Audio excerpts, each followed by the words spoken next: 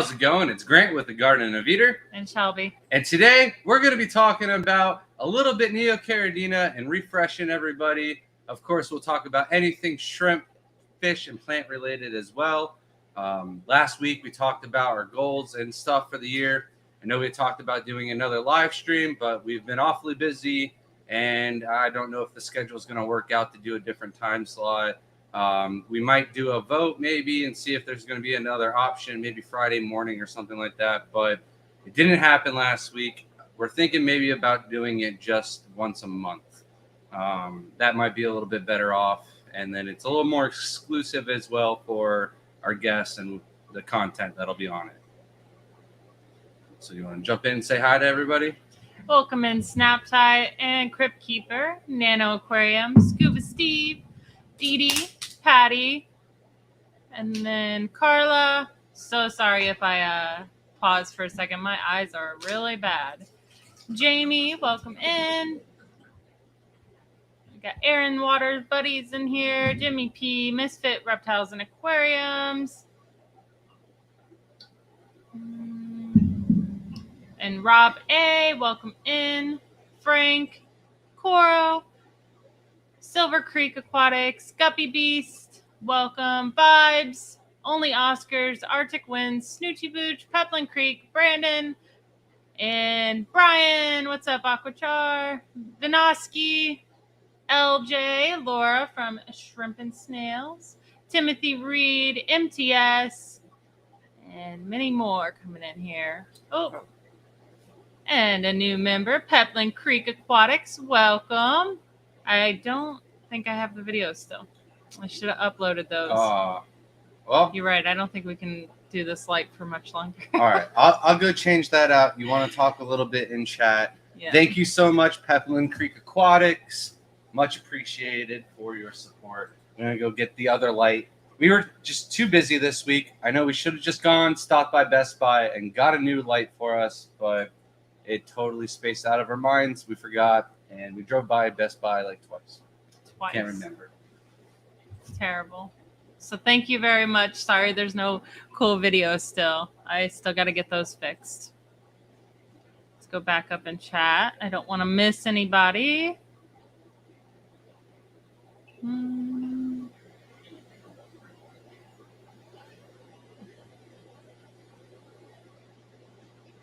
Now it's really awkward pause because I'm trying to read. This is terrible. I'm coming. Here, teamwork. You get that ready. Welcome in Chattanooga Ed to this mess this week. We'll talk about. Hello, iDragslot. Real quick, talk about your crafted with Ed. Oh yeah, if you haven't been watching, Ed does crafted on Thursday nights, and his turned out really good. If you don't have him on Facebook, you should add him. It looks so cool with a crystal with a shrimp inside of it. It is amazing. And then I have a tangerine tiger shrimp that I had painted and did some rock and then fake moss in between it. And it goes in this little plastic container. I believe we were raffling them off on, this is so funny. It's like so dark. On Ed's stream on Thursday. Let's hope so. I think he's doing a new one this week too. Snoochie Booch says he really likes your hat. It's a nice fit, good quality for real. Yeah, we definitely did not cheap out on those hats. We made sure that they were good. This is how dark our home normally is. So welcome to our dark home. Welcome in, Gary from GK Aquatics. It is pretty much, it's almost finished. I just got to glue the shrimp to the rock. Glue some sand around the base, and then it's pretty much done. Welcome in, Crown Tail Half Moon. Coro says, I heard you had some Machiobranchum or Amazonarinus shrimp sign. Oh man, this is not working. In the back from the good doctor, we do have some Microbranchium. I believe that's Machiobranchus. Branchium. Frank is? No, Mackie is Frank. Oh man, now I'm not trying to go based off of what I remember the dog saying.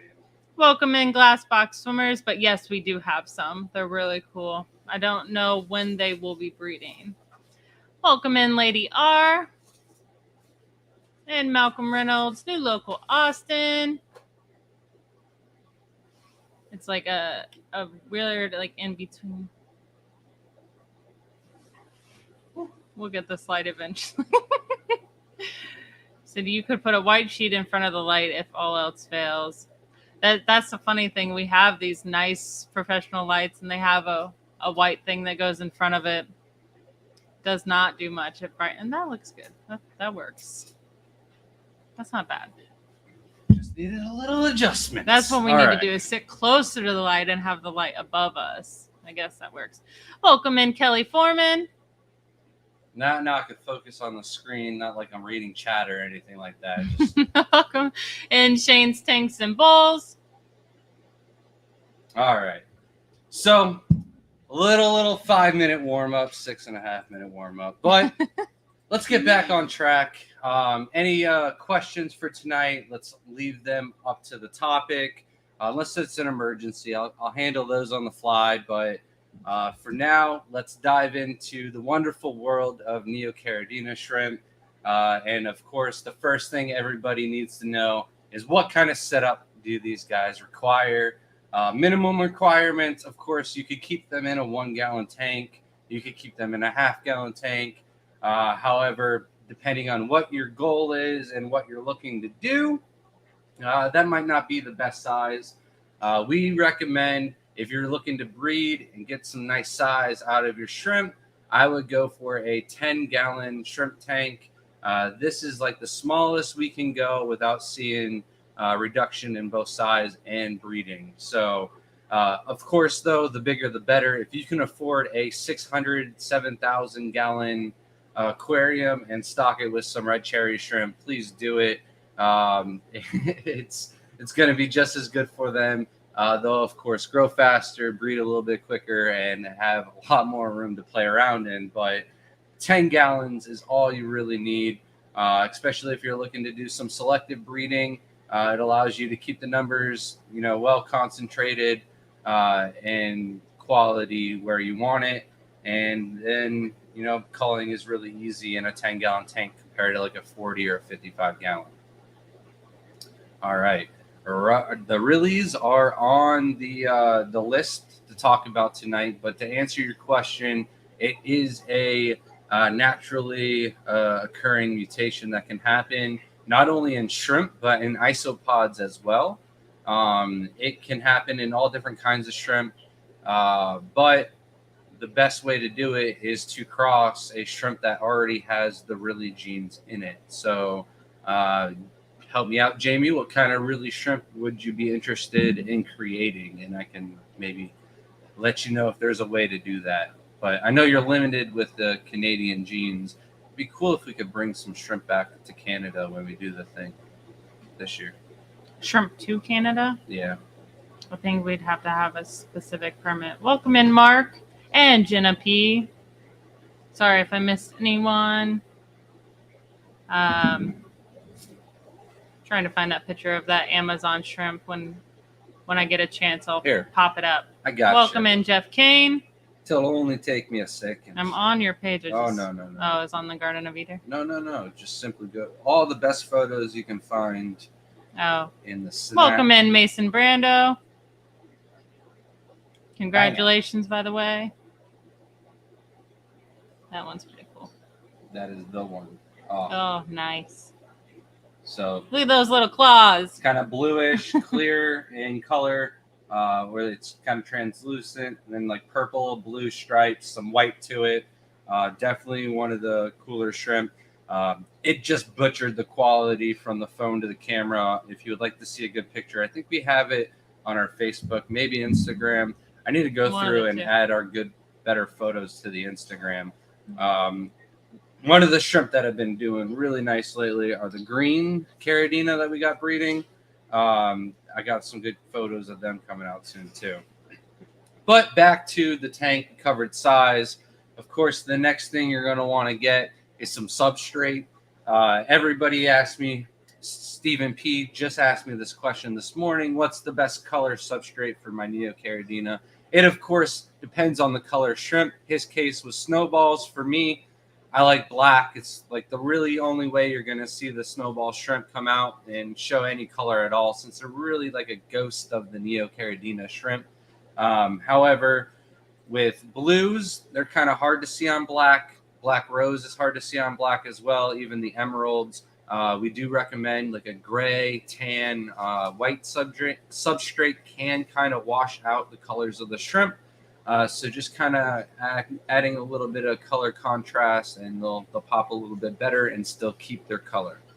So Jamie asked, Grant, I have a really cherry, but want to get some blue. Really? Oh, they shrimp. Just nibbling. He's making Are an you gonna appearance. answer? All right, I'm sorry. You got all excited. No, you got to stay back there, though. No, you got to. Oh, he's a big hunk. So if you want blue Rillies, you could try crossing your red Rillies with some blue Dreams, blue Velvets, or if you get your hands on some blue Diamonds, they'll eventually throw blue Rilly cold. So you could also do chocolates, black rose, and you could get some blue carbon Rillies out of those as well. All right. So substrate, color. Some of the shrimp that you would want black substrate for, though, of course, yellow, orange, red. Those three colors are the best for like the enhancing of color. Shrimp have some camouflage reflex. They're not cuttlefish, but I honestly think they're a little bit better at changing colors than chameleons. The green jades are one that most definitely require black substrate. The emeralds do not, but the jades, they do. You can take a green jade that looks just gorgeous, drop it in a cup that's clear, and all the color will wash out within minutes. And then it takes a couple days for that color to come back once you add it to a nice tank where it isn't so stressed out. You got something else for me? Just laying back, kicking it comfortably? Just chilling. All right. I do have something else. I was waiting for you to finish, like a good stopping point. Malcolm asked, you said before not to disturb the substrate due to bacteria issues. Will Malaysian trumpet snails disturb said bacteria and or infect shrimp?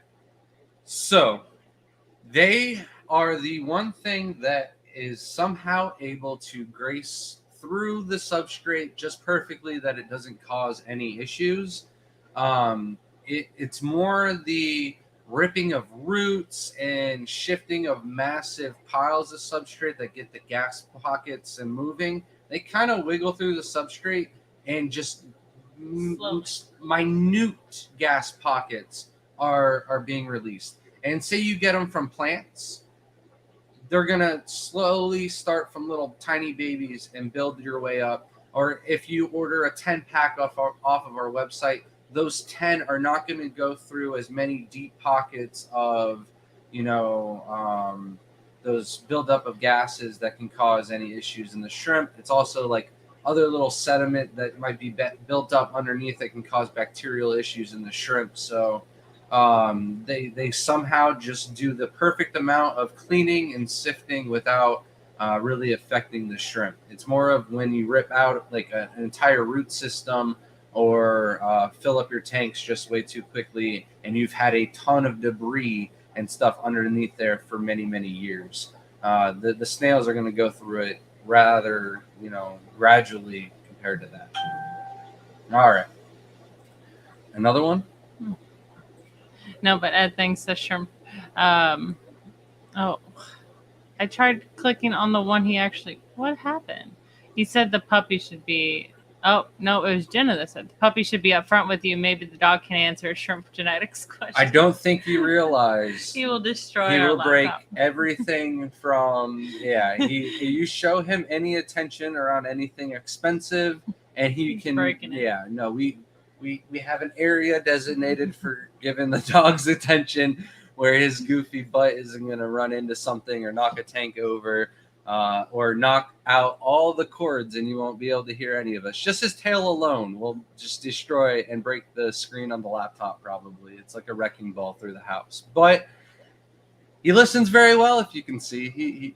He shows up, he shines, and then he's like, all right, it's not time. What did Ed say, though? I forgot all about it. It was he said, I would love to have a dog if Nico wasn't so afraid of them. Baby cat likes dogs. Yeah, we had a kid up the road that was deathly scared of dogs, and it took him some time, but I think now that he is comfortable with shrimp, his fear of dogs is out the window now. All right, back to the topic at hand.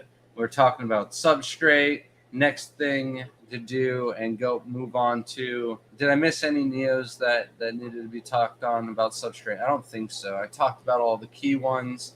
If anybody has a question about other colors, of course I'd be happy to talk about that as well. Shoot. It's different, but Greg says, looking forward to the wild Neos.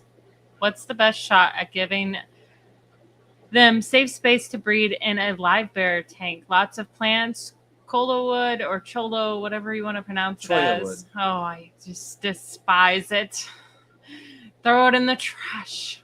What cheap, easy hides do you use? All right, so the number one is going to be guppy grass. That stuff is amazing, not just for fry, but the shrimp as well. Moss. Any kind of moss is going to do great. We recommend plants, and the plant that can grow the fastest is going to be the one that gets the most coverage. You can also pull that out, and that is a way of removing nutrients out of your water system. Being a live bear tank, you can overfeed it quite easily. If we know anything about that in Dante's grandma's house, Dante never called me to put the lids on today. I'm very disappointed in him. But Probably forgot. No, all right. But the best thing is nice lush plants. If it isn't too late already, do the shrimp first. If you can colonize and get the shrimp going first, your tank is going to do much better than if you try to put the shrimp in after the fish have already established and gained a knowledge of territory in the tank. But if you put them already in the tank, your best thing to do, lots of plants, and then make sure you put the shrimp in at nighttime. Because if you put them in during the day with all the lights on, you just introduced a live food to the tank, and they're going to go crazy. They're going to eat as much as they possibly can.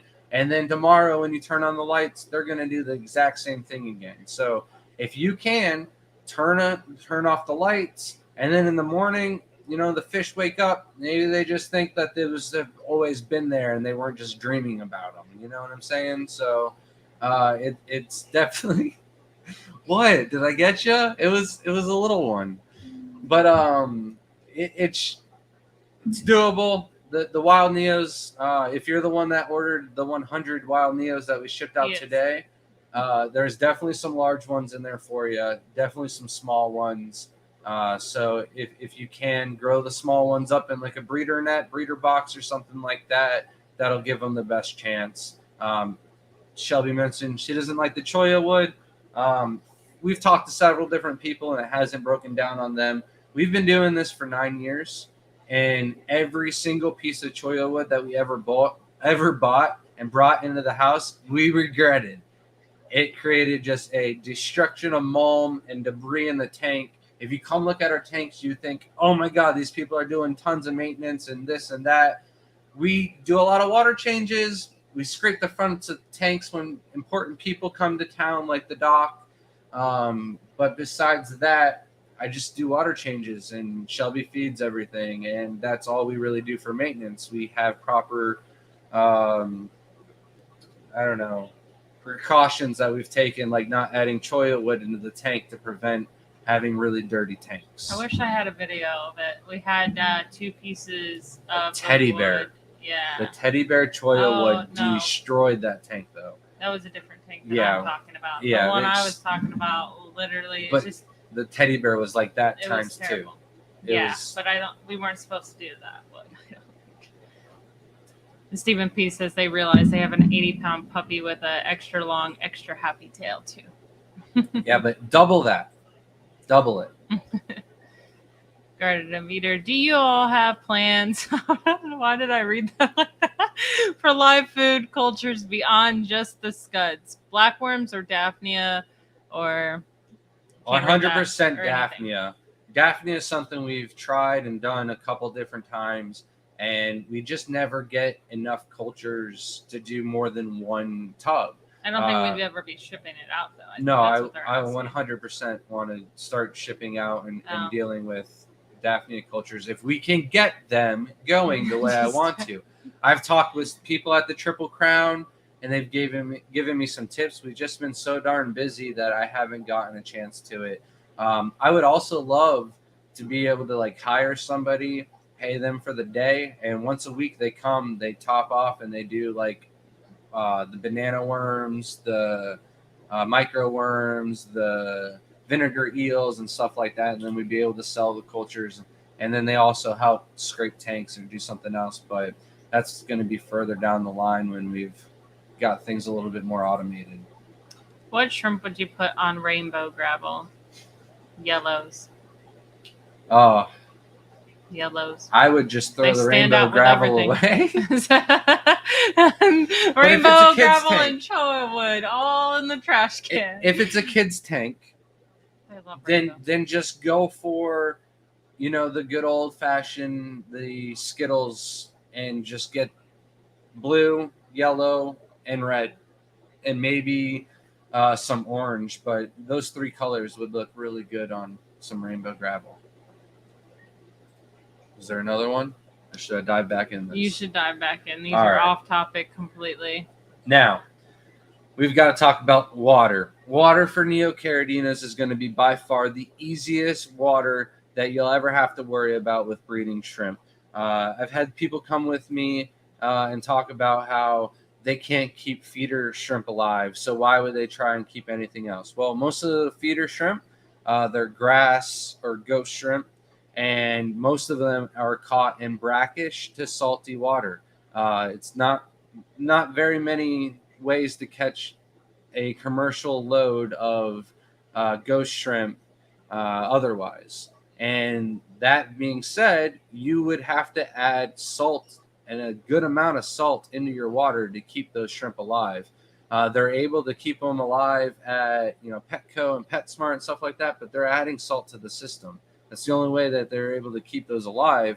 And so if after so long, if they're in just straight up fresh, but they're also wild caught, they've gone through so many different tasks. There are 2-stage shrimp in the first place. So that means it's going to take them 2 different stages of life to get to where you see them at. They hatch from an egg into a larva. And then from a larva, they metamorph into a full-fledged shrimp that you see them grown full adults. Where the Neocaridinas, it's much easier. They can take a very, very wide range of parameters. I've seen them, believe it or not, in a saltwater tank with a clown fish and an anemone. So they can take it salty. And then back in my noobish days when I first got an RO unit, I didn't even know that I was supposed to properly mix minerals in and stuff like that. I was breeding several different lines of Neocaridina in only 70 TDS. But we've got recommended different parameters and stuff like that. For us, all of our shrimp for the Neos are kept on tap water. We use a little bit of prime to take out the chlorine, and then we just send it straight into the tanks. We don't treat it or prep it any other way. And we get roughly 170 total dissolved solids out of the tap. It gives us 7 GH, 3 KH, and around 7.4 on the pH. And that is just about perfect parameters for Neocaridina. If I had to say absolute prime optimal parameters, I would crank the TDS up to 220. However, everybody in the neighborhood and county would be a little bit upset because that's going to build up more hard water stains and stuff like that. So 180 is not bad. I just think the shrimp would be doing slightly better, but it's percentages, fractions of a percentage, if any. You got one for me? No. No? All right. So, like I mentioned, that's just our water. Let's start with the pH. They could take very, very low pH, just like Caridina shrimp. They can go all the way down to 5. However, with the Caridina, they can't go above 6.5 for the most part, excluding tigers. The Neos, they can go all the way up to 8, 8.5. I haven't really seen any aquariums recorded above 8.5 pH. I'm sure they're out there, just not in my neck of the woods or circle of the hobby. And the total dissolved solids, I mentioned before, low end 70. High end, though, I've seen them breeding in over 1,000 TDS. We go to the Florida State Fair, and we set up a few tanks there. Total dissolved solids out of the tap water is around 700. And every year, our shrimp come home happy, and a lot of pregnant females for them being there for 3 weeks. Then the next thing is going to be GH. GH, most people will say, is the most important thing when it comes to shrimp breeding and parameters. It needs to be a minimum of 3 to 4. I would lean higher on 4. For optimal, though, I would do 7 GH up to 9. I just think they're going to have a little thicker shells and not have as many molting issues and stuff like that as they do at 3 or 4 GH. KH, best to be at around 3. This is going to keep your pH stable enough so you won't have pH swings and stuff like that affecting molting and whatnot. But they can do just fine in a Caridina tanks setting where the pH is low enough and the KH is 0 and it is stable pH because of the buffering substrate. So you could, of course, have higher KH than 3 for Neos. It's just not necessarily needed. Just be careful with water softeners. The only time I ever see the KH higher than the GH is after a water softener system. So you could potentially have, like a 10 KH and not have 3 or 4 GH, and that would not be all right for the shrimp. But for the most part, like 99% of the tap water parameters that I've gotten across the United States from different customers have been good enough for shrimp. There's one person whose TDS came out at 20.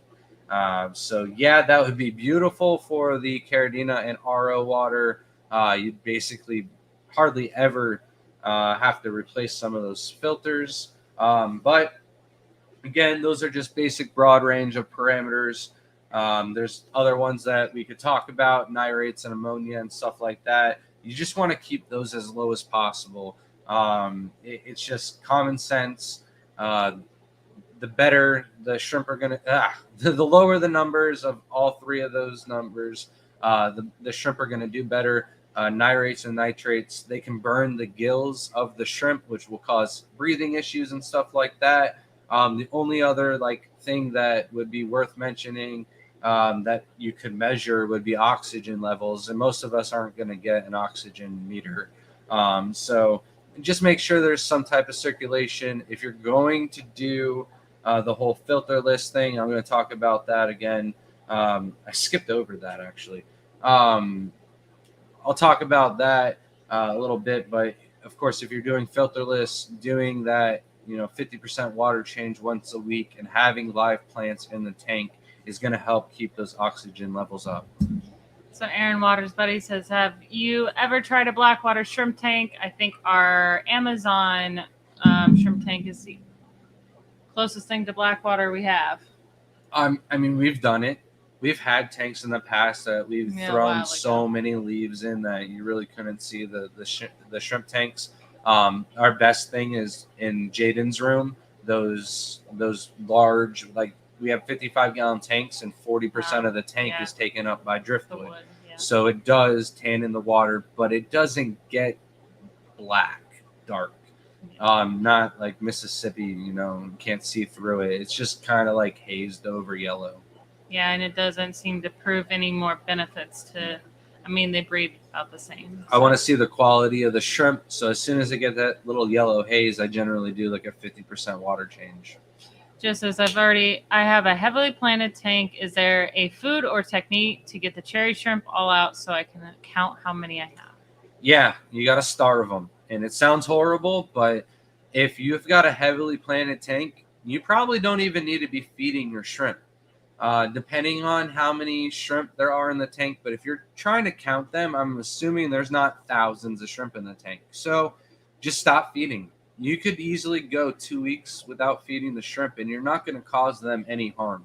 I always tell people we could go on vacation for 2 months. If it wasn't for Shelby adding all of these fish, we could come home and the shrimp would be just fine. But those poor fish, Dante's going to have to learn how to take care of fish fry. Lady R said, would you guys take a gamble putting wild neos in with a beta in a heavily planted 10-gallon tank? I want to rehouse the beta, but the tank is not fully cycled. Thanks, guys. It is a 50-50. We've had bettas that absolutely did not want anything to do with shrimp, and I've heard thousands of stories of bettas that were 100% ignorant to the shrimp in the tank.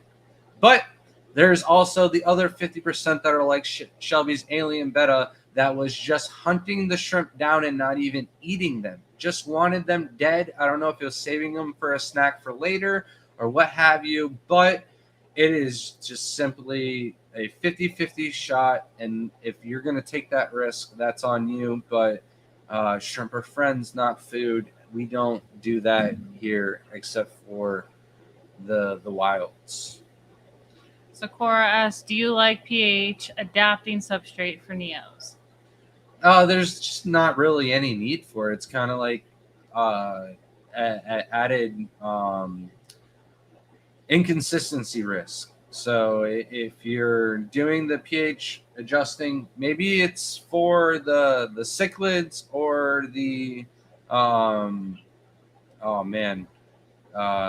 the crushed coral and stuff like that.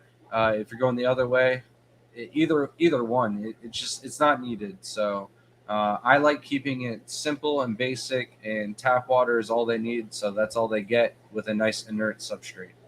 Now, Aquatics asked, how often would you water change in a 10-gallon every very low stock neo tank?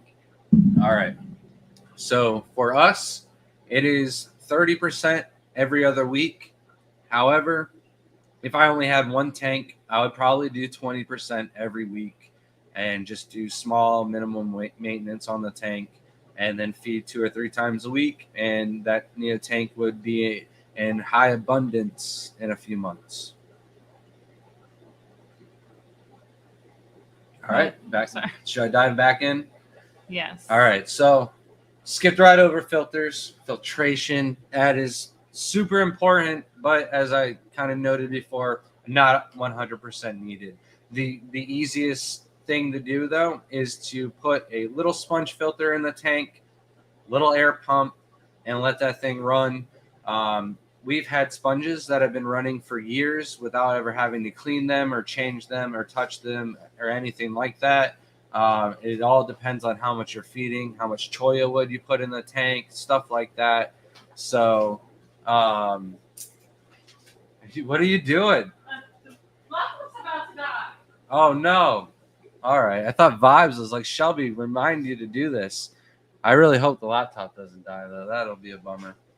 All right. But hopefully I'll finish this filter question. No, it's not even a question. It's a statement. But the sponge filter, it's the cheapest, most efficient way to go. You can get a $2 sponge filter off of eBay, and you can get a $20 air pump, and they should last you for several years without even having to do anything. And maintenance, say anything gets clogged or anything like that, all you have to do is simply take the sponges out, rinse one at a time, alternate weeks or when you do water changes, and then you just rinse them out in some tap water. You don't have to worry about the bacteria being killed if you alternate.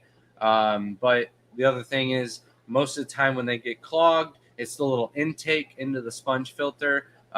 You can take it out and blast it with a air compressor, or you can take like a little paper clip, bend it, and poke it through and clean it out that way, or like a wire brush or something. Did you mention the hose? Cleaning it out with a hose. That's the most efficient. Yeah, for me. yeah. You could just spray it down and spray it out with a hose as well. There's Very also high grooves inside the sponge filter itself that can get a little dirty and clogged. Take it apart. the You curve- have to take it apart. If it's not blowing, take it all the way apart. Spray each piece individually. Usually the piece. I'll get a sponge filter. We That's have no a problem. different filter cleaning video if you really want to get into it. I found the curved tweezers, scissors to be good to poke into the sides of the filters. But you could also get away with hang on the back filters or canister filters as well. We're not going to get in trouble for this one? No. All right. Thank you so much, Vibes, for the $1.99 super chat. Said Shelby, love y'all, looking good. Grant, great guy. Oh, what about me? I'm just kidding. Well, much appreciated, Vibes. I miss you already, man. He was down here not that long ago hanging out, and there's like so many things I still wanted to show you. I was like, I forgot all about that. So next time, we save something for next time. But you can get away with canister filters and hang on the backs, and there's other ones too. I'll talk about that in a second. But with the canisters and hang on the backs, you just want to make sure you put some type of mesh screen or sponge, or you could use pantyhose or a sock to prevent the baby shrimp from getting sucked up into the filter itself. Then the other good filters are under gravel, and there's also even these little UGF box filters that people have put in the corners. You can fill them up with media and substrate, and it still powers air through it. We don't use any of those here because we just have simply so many tanks. It's not cost efficient for us to be doing it that way. Sponge filter, substrate in the tank. It's cheap. It's easy. It works. I could see some higher end Caridina tanks in the future, possibly getting one or two of those box filters, but also with the under gravel filters, not really do any plants. You do any roots. It'll get in there and clog your filtration up. So sponges are the way to go. The Hamburg, and Matten filters. I don't use those clearly. No. the corner Matten filters and stuff like that. It's been a long time. Yeah, those ones are nice too. No. And the K2 Media tumblers, the air driven ones, those are nice as well. It's not that the Sponges- shrimp got stuck behind it; that they would just be behind it. So, like, if you needed to catch a They could just specific climb. or pull up, it's just You annoying. get behind it, yeah. They look cool. They're functional. They work great. It's just not something I'd recommend. They work. So Rob asked, "What's the lowest temp overnight that would feel safe shipping? That you would feel safe shipping?" So it's really that we ship on most days on Monday or Saturday. We feel comfortable shipping pretty much through the entire year. However, if the difference in temperatures is like 30 degrees and all we have to do is wait 2 days, we'll wait Saturday to Monday and ship out on Monday. It's just a little bit less riskier. Stuff happens. Maybe you're not able to be home when the package is delivered right away. So this just gives it a little bit better chance of us waiting till Monday. Shelby's excellent at checking zip codes and weather for where we're shipping out and stuff like that. So feel safe. Put your order in, and Shelby will get it to you whenever she feels comfortable. But I think we took the Malala shrimp off the website. Nope, I forgot. Right. 3. No, I'm just kidding. Those, cool. if anybody orders them, For me. See you. we're gonna refund those, or you can hold off and we'll ship those out when it warms up. But it's just one of those things where there's Sulu SA shrimp, their tanks are heated, but the Caridina and the Neos, they're a lot more hardier when it comes to weather dropping and stuff like that. The Neocaridina shrimp themselves are outside, and they got all the way down into 27-degree temperatures, and we didn't have any issues with deaths or anything like that. They were just hiding. So they're all out and about, though, on the warmer days. So it's more of an issue when thinking about shipping is if they fluctuate too fast. Just like when we say that we don't use heat pads, is because it's going to be too hot here, and then it will fluctuate too much in such a little time, in shipping to like colder weather where it's way dramatically colder where you guys are usually. And typically, if you're looking for an actual range of temperature, I would say 30s where I start to get a little concerned, where I'm like, it's fine in the 30s, but like if it drops into the 22s, that's where you should be a little bit just in case you're gonna not be home. We've had that happen, but never had an issue. Actually surprised how long they can last. We try to put as much water in the bag as we can too. That also helps. But a lot of times you got to think overnight, those shrimp aren't sitting outside most of the time. They're still in a building. So they're in a vehicle or in a building. So they're not getting cold like most places would be. And in the last 2 years or so, we've only had a handful of DOAs, and 2 of those bags were the Malala shrimp, and it was just, we didn't think about it. Yeah. That was our We've been bag. shipping so much without any issue throughout the winter. And I know like the Cardinal Sulu essays, those are super, super fragile when it comes to shipping in the winter. I would never risk that. But I was like, the Malala shrimp, they're going to 2 different locations. They were small batches. There's 5 Malala in each one. I had faith that they were going to make it. And it just, even with the temperatures not being that cold, they didn't. So we stopped all of those sales. But everything else is fine. Coro said that the Shark Pro internal filter is maybe too high for flow for most shrimp tanks. I've actually got a couple people that have that specific one in their shrimp tanks. I have a issue with high flow from Team CJ too, but that's my fault for getting a 2,700 gallon per hour pump to do my water changes in. Water change the pool with that thing. It's excellent. I have no complaints, but interesting. I could talk to Jason about that and see about setting up like a 40-gallon tank or something like that. As long as it doesn't suck it up. Did it say the flow is too high? Yeah. I don't Flow's think usually not a problem. I don't think the flow is a problem. Yeah, it's more of intake. So Yeah, if it's too strong of an intake, sucking up babies right in there. Not even too. sucking up babies. If it was too strong, the shrimp could get stuck to the sponge or the intake. But I really doubt it. Those things can climb out of water. I think they could push themselves off of a strong flow. You'd be surprised. Maybe. Yeah, you're right. Because like when we do water changes, they get themselves back out of the hose when I almost suck them up. It happens. But the good thing is it goes into our pool, so they still survive. Round Down said, "Hi, every day at least 1 shrimp died in my tank. Today I found 3. I got 12 shrimp, and I think they're all dead. I poorly acclimated them on accident since I didn't know how drip acclimation. Is this why?" So, with shrimp going through shipping, they're put through amount of stress. And then with, the added, I don't know if you plopped and dropped or what exactly you did, but it's quite possible that you have a bacterial infection. 1 shrimp dying every single day, that's sure sign of a bacterial infection. Found 3 dead today. That might be a stacked issue of dead shrimp and ammonia issues and stuff like that. So also, how long has the tank been running and stuff like that? Those are other things that we would need to know before I could say it was your poor acclimation that did them off. Anything else? No.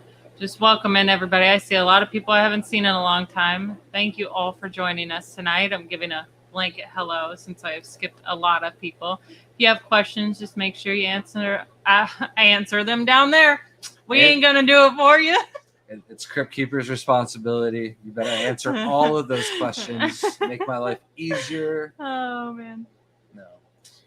We will get to them. All right. So next important thing I got to talk about is lighting.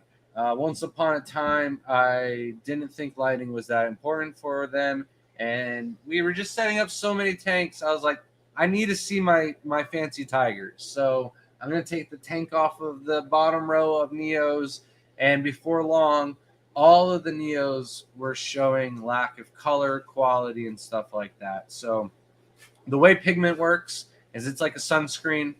The more sun you get, the more pigment you're going to get. The more sun I get, the more freckles I'm going to get. It's just, that's how it works. So the same with shrimp. If you put them in no light, they're going to look dull in color. They're going to be comfortable in their settings. However, if you blast the light, you might have algae issues, but I guarantee you they will be wearing their Sunday best when it comes to color and shell quality. This is why a lot of people will recommend putting your shrimp outside or putting your fish outside. There's just something magical about the outdoors and nature and the sun and the power of it and blah, blah, blah. All right. But it's simply that they're in the high full spectrum sun. Maybe UVB is playing something into it. I don't know. There's lots of vitamins that come from the sun that are not produced from the lights, LEDs, and stuff like that we have running inside. So, speaking about running, is it our water running? It is. Did you change the trash can? I was gonna check it. I'm gonna go check because you can check it. It sounds like water running. But that one half tank is. It would be all right. First person to guess how many times I flooded down below will get a little plant or bag of food, your choice. We'll figure that one out. I know how many it is, but is it a +1 or not? We're good? We're good. All right. There is 2 empty trash cans down there, so if you gotta flip it before this thing's over, I don't want to have to flood again. It's been a rough day. It's been a rough day, all right? Trying to multitask. I can do all right with one or two things, but when I add on like 3 or 4, it gets wet. All right? So, lighting. The light, it matters. I think I touched up on it enough. I mean, they know. The sun, they watch YouTube. Lighting matters. The first 6 minutes, ignore that. All right? But if you want to talk about, your quality show, Neocaridina, they're getting to the size, they're getting to the quality because of the sun or highlighting and proper maintenance. You can also achieve, like 1.5 inch Neocaridina. However, the easiest way is just to throw a bucket outside and do water changes on it every other week and keep that thing heavily fed. Throw some ram's horn snails in there and be a little bougie and have some fun. But the lighting is important. If you want to stick to it, you can get a full spectrum LED light that's kind of cheap off of eBay. All right, Johnny at Dan's Fish says, do you guys ever have issues with Vorticella? I don't want to brag, but we are the only facility in the United States that doesn't have any issues with this, Elo, the Skittles, Japicona, or anything, because we started with homebred sources of shrimp in very small numbers, and then we started off our ponds outside with 25 shrimp. And then if we got a new color, I got them from somebody who I would trust my kids with if we had to leave at an event or something like that. Like every shrimp that's in that greenhouse is from somebody who I think is very near and dear in the hobby to us. So we didn't do imports. We took the very long road to get to where we're at, but it pays off because I can say, hey, you don't have to quarantine our shrimp. You're not going to get any of those issues that come with the import and the big time sellers. So I do not have any of those issues. Then we move on to feeding schedules and routines. We've got, the whole, you want to do. All right, see what you started. Go. He was like perfectly in the middle though. He's so cute. And then he can play his little bongo drums back there. He does that on purpose, by the way. He goes to walls and takes his tail right against the wall on purpose. He could stand in the middle away from it. No, he does it on purpose. Feeding. I like to say that the shrimp should be eating probably 60% of their diet should come from biofilm in the tank. So the more surface area that you have in the tank, the more spots for biofilm to grow over and colonize and be potentially free food, and not just free food, the most nutritious food that they could be eating for them. And then, you're going to be subsidizing that or supplementing that other 40% of food. So we feed every other day and very small amounts. So that way all the food can be eaten within 2 to 3 hours. I've kind of gotten a little bit more lenient on like the 3 hours. There are some foods out there like the snowflake food and the mineral junkie that do not pollute the water, and they can you can interrupt me. They can be left in over 3 hours. Thank you so much, Whips World, for the $2 super chat. That's Grant. Y'all look amazing too. I appreciate it, Whip. Too slow on that Looking one. dapper yourself. All right. Thank you so much. So we do recommend a large variety of foods, though. I don't want to eat just tacos every day. As much as I love tacos, all right? If I ate tacos every day, it'd be a variety. I'd be changing it up. So you should do the same for your shrimp. This ensures that they get a wide variety of nutrients. And really, like I said, you're supplementing them food. They're going to need minerals. They're going to need protein. They're going to need other little veggies and vitamins that you would otherwise get from most of the commercial foods. But just mixing them up, you'll get a good range of food. And not all shrimp are going to like different foods. So TJ said, still a Neo failure. Have water perimeter similar to what you recommend. Temp is 70. I heard mention of the cycle crashing. Is that a serious risk? So honestly, if you keep plants in the tank, maybe a few snails, you don't need the snails. The snails are just a bonus. The shrimp have such a low bioload that you should never have to worry about the tank cycle crashing or anything like that, unless you're overfeeding. If you're overfeeding, then there's definitely going to be an issue if your tank cycle crashes. You did bring up a parameter, though, that I skipped over, and that is temperature. Outside, we keep our Neocaridinas all year round. We do not heat in the winter. We do not cool them during the summer. We've got them all the way down to 27 degrees this year. Last year was 37. We had some ponds that had a half an inch of ice over them. We didn't have any casualties. In the summer, we've got a black tub that can reach up to 92, 93 degrees. It's either 90, I think it's 92. And none of the shrimp had any issues or anything like that. So the best thing, though, is keep them stable. You don't need a heater in the tank. Heaters can have issues and stuff like that. If your heater has a failure and just kicks off and the shrimp are at 80 and you keep your house at 60 and all of a sudden you drop that tank temperature down, some of the babies might not do too well. The adults probably can take it no problem, but babies, however, if a tank heater crashes the other way and it's left and jacked on and you boil the tank, that definitely can cause some issues, if not right away, bacterial issues in the future. So definitely want to keep the tanks stable. Whatever room temperature you keep your house at that you're comfortable in, the shrimp will be fine with too. All right, so do we have a right guess? I don't know. I didn't. It's 5. Mm-hmm. The RO would have made it 6, Johnny. Dang, Crypt Keeper 20, Larry D 85. I don't do that many tanks a day, guys. And after 5, I was like, Shelby, can you watch this? I can't leave it anymore.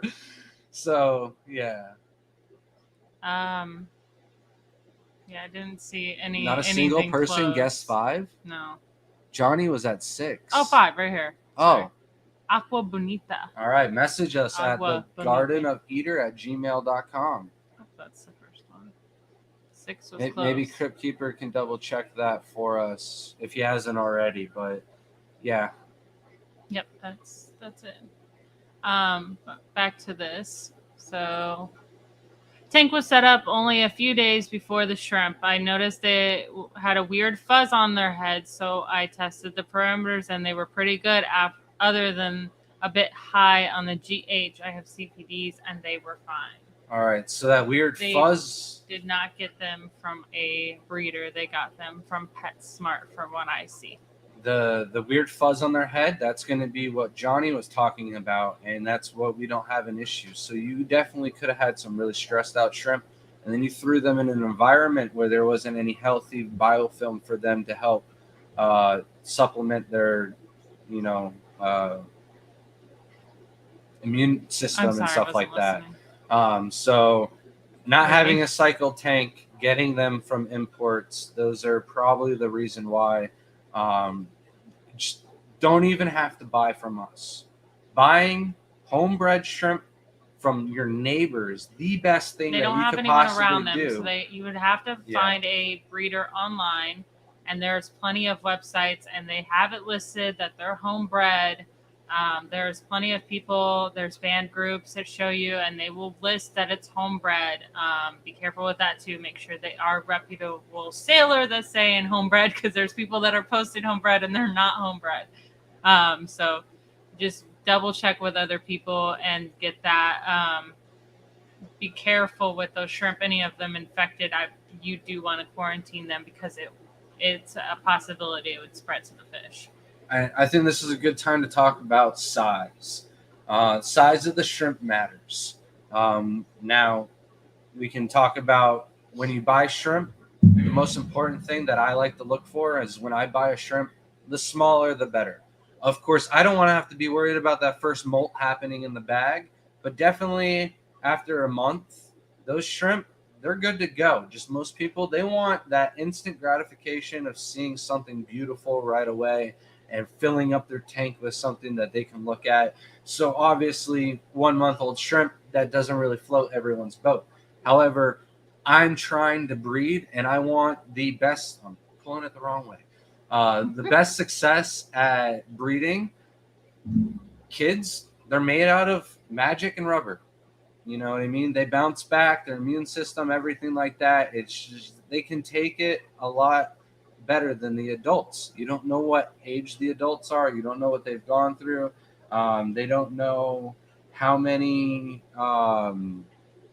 generations of babies they've had and stuff like that. So when you get those shrimp, they could be on their last leg. They could be just 3 months old, and you could have 2.5 years with that shrimp and have it healthily breeding and producing. But if you buy a shrimp at 2 centimeters to 1 centimeter, those shrimp are going to adapt to your water parameters a lot nicer and easier. They're going to survive and travel a lot longer, and they're also going to produce a lot more babies for you in the long run than you would if you had something that was stressed out and trying to adapt to water parameters for the 3rd, 4th, maybe even 5th or 6th time by the time they've gotten to your tank. So definitely finding 1 centimeter size shrimp increases your chance of getting homebred.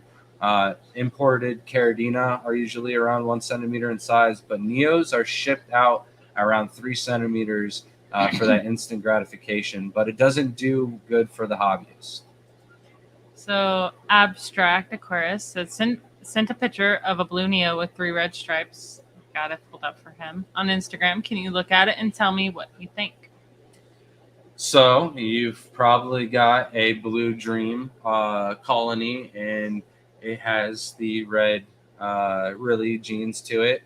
It could also be like a little maroon or purple. It's kind of common, but Looks like a carbon, really. say if you were to get them to breed, that pattern and selective to get more babies to produce that, it would be a lot more worth it. Now, where's Crypt Keeper? I can't bring up Crypt Keeper if he's not even up here. So this is his fault that the Crypt Keeper segment is not starting on time. I was prepared, Crypt. You failed and let us down. We can't get one of these segments. One other thing, because you can't tell 100% by the picture, but sometimes that coloration could be a molt, needing that shrimp might need to molt. So I would just put in a little bit more minerals or different calcium food. I don't think that's the case, though. It's hard to see in the picture. I just think I went through the Blue Dream tank heavily today, and I found shrimp, not with this exact pattern, mind you, but like I said, this kind of color and splotches, it'll come up on shrimp and stuff like that, especially if you have red rillies. They'll throw shrimp that look like this. The trick is to get them to breed in selective multiple generations to produce majority of that pattern. Where's Crypt? Hey, Ruben.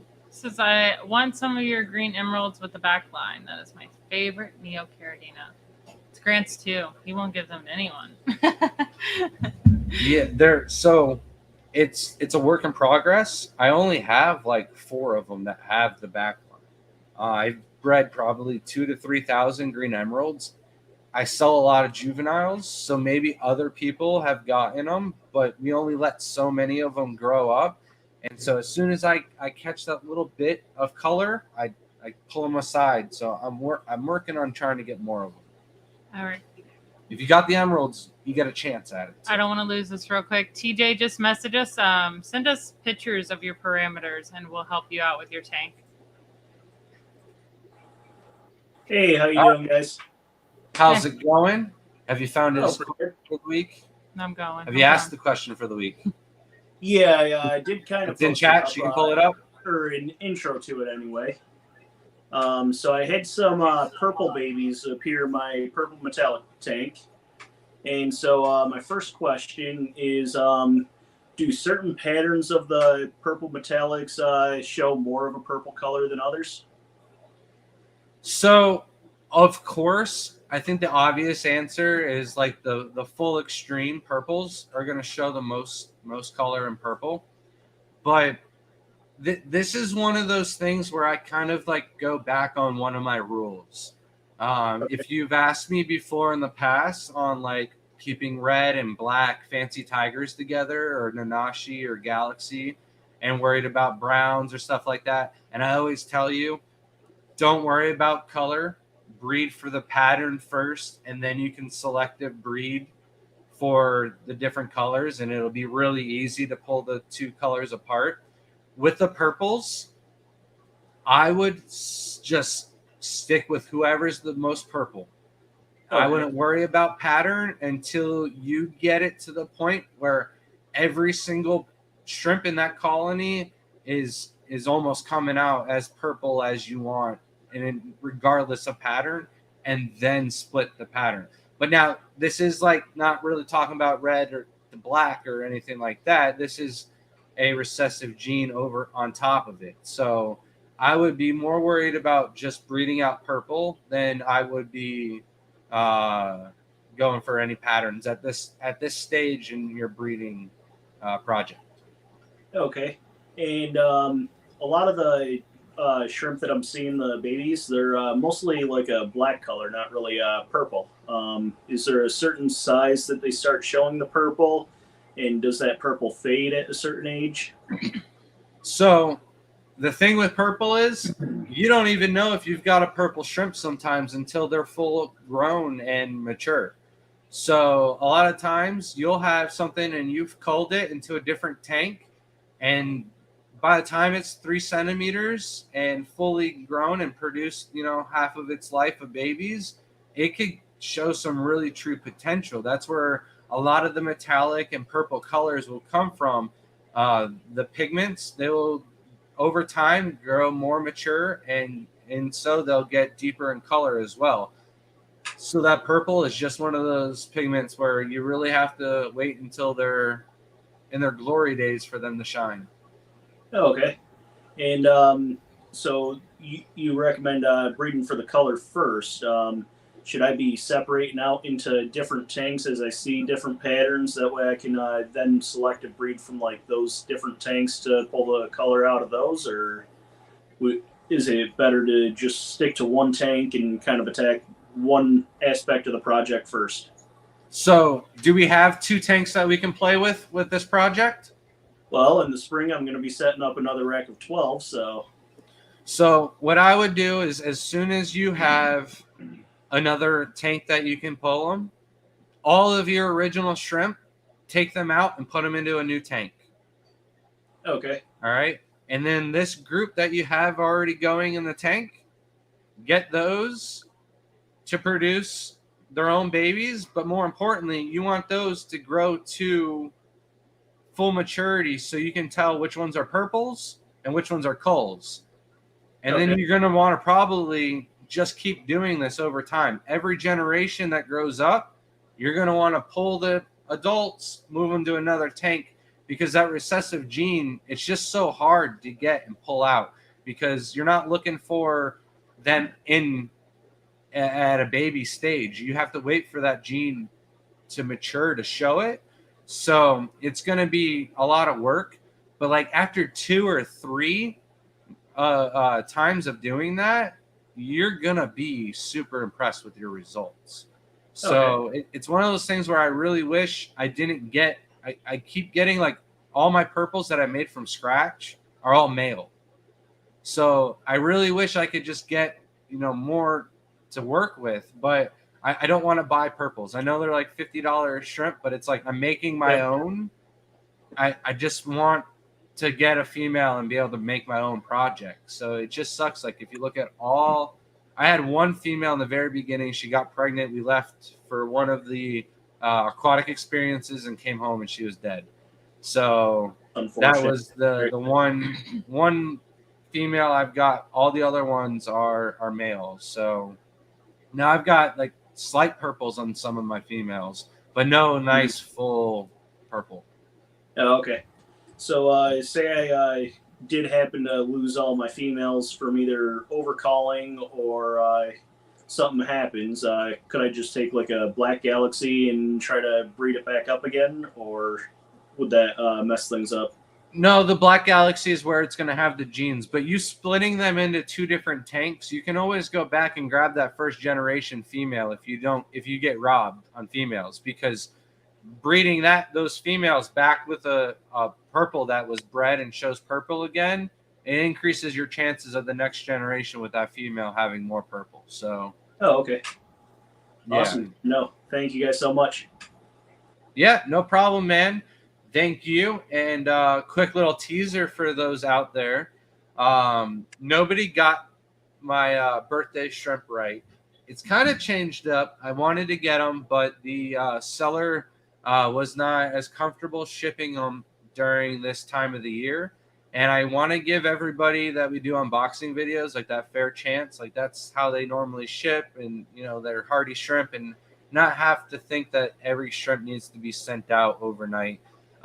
So I kind of got a new different kind of shrimp thanks to Crypt Keeper. So if you follow Crypt Keeper and you know what kind of shrimp he has and what kind of shrimp I don't have, maybe somebody can still get that right. But this was Crypt Keeper's first attempt at shipping out shrimp, and I'm going to be critiquing the box as well as doing an unboxing video. They were supposed to get here today. There was a delay. So there is a little bit of a... Did you ship them out on Friday? I did. So these are like 2 extra days in shipping than what would rather be expected. So and they were coming from really cold New York, so I'm really Did you put a heat pack in it? Nah, don't tell me. Don't tell me. Save it. I want it to be a surprise. Yeah. Grant just promised me one thing. Whether they do make it or not, please still post a video and explain where I should have made some changes to optimize it a little bit. I will do that for you. Awesome. But I don't want you to be stressing right now, because you said it like you should be they're stressed. fine. They're fine. All right, I'm just messing with you. Here, so. We've sent shrimp out to one of the people that won the Fish Fam Christmas things, and Stephen P was like, "Hey, did you have the tracking for that guy, by the way?" And I was like, "I sent that out like 2 weeks ago. Like that should be at his doorstep. Like he must have stepped over that thing 5 or 6 times by now at least." And yeah, they're at the post office. He just had to go and pick them. I'm like 1,000% positive that they're still fine in that box. And like I was talking to the other guy that was gonna send me the birthday shrimp. He was just sure about them going from a warm state to a cold state, then back to a warm state. And I'm like, it's not like they really do that. They sit in pretty temperature controlled environments. Not the best. But you got to realize they know they're in charge of shipping out medicine, food, and live animals. And they don't want to be paying the insurance claims and stuff like that. So they do their best at keeping the packages at a decent temperature. And if you did anything to properly secure the shrimp in the box, that on top of it, they're pretty stable. So as long as you stick with your water changes, dude, you should have nothing to worry about. It's those people that slack on their water changes and overfeed and then try to ship out shrimp and then think that, they're just shrimp, that they can take it. So you should be good. I know I cracked them properly, but I did video the whole process, so you guys can see start to finish exactly what I did right from when I started netting them out. So, did you watch my video on how to ship shrimp before you ship them out? It's been a while, but I have seen it a couple of times. All right. It's been a while since I did that video. It's definitely due for like a revamp for sure. See, why Crips up here. Travis did receive that medication that you had donated. So. Oh, very cool. Hopefully it doesn't need to be used at any point, but it's always better to have it and not need it than need it and not have it. Exactly. Absolutely, man. Well, as always, thank you so much for coming up. Thank you for everything you do. But I'm going to need you to get down there and help out back in chat, man. All right. See you guys later. Later, Ralph. Yeah. Yep. All right. I usually try to wrap up the whole topic beforehand, but I was like, this is just a good one to kind of flee through the rest of what I've got written down for tonight. So let's jump back into chat maybe. And Larry D said, if you have a batch of low-grade shrimp, can they, in theory, breed into a higher quality shrimp eventually? Absolutely. So here's basically what's going to happen. Your low grades, they're going to throw mostly low grades, and then 25% culls and maybe 25% medium grades. They might even throw a high grade. But from the low grades, you can definitely, in a generation or two, get enough shrimp that you can breed out some medium grades. And then from those medium grades, you can get some high grades, and then so on and so on. So all you need is the color, the shrimp, and that will have the genetics, and that can be improved on with just simply pairing it up with the best of the selection that you're given. Richard Vanderpool said, is it good to pair plecos with neos? I've heard it is good. Mixed opinions. So it depends on what your goal is. If your goal is to make a good amount of money and you want to optimize your space in your house and you can absolutely put the two of them in a tank, and they will outbreed the amount of shrimp that will possibly get eaten by the plecos. They can outcompete for a little food, but plecos, they're big time eaters. They're heavy feeders. And they're dirty, so they're gonna have plenty of little bits and particles floating around for the shrimp to get a hands on. But they do kind of end up on the same food pile, and baby shrimp could be little snacks. But they're gonna outbreed, the amount of baby shrimp that get vacuumed up by the plecos. Thank you. That's all I need once in a while. But I'm hoping to get some of our plecos up on the site too. We do have quite a bit of those. We have some super reds. Super reds. Now maybe you guys can help me with this, but they're short fin super reds. They're from one of the breeders that we work with, and they're just a little brown or Co. looking, and I've talked to a few other people, and they all say that, they grow into full adults and they're super red with no marbling or any color like that. However, I've got some super red long fins that are just gorgeous at around the same size. So I don't want higher quality. I don't want to sell these to people and they be upset that they're super reds, but at the same time, I've got people asking, hey, can you sell my super reds? I'm like, are they super? I don't want to knock anybody though. Round Down said, are the culls on your website culled because they're not as colorful, not growing as fast, or just bad? I'm thinking about either buying a group of culled shrimp or just red cherries. So it is 100% color. It could be.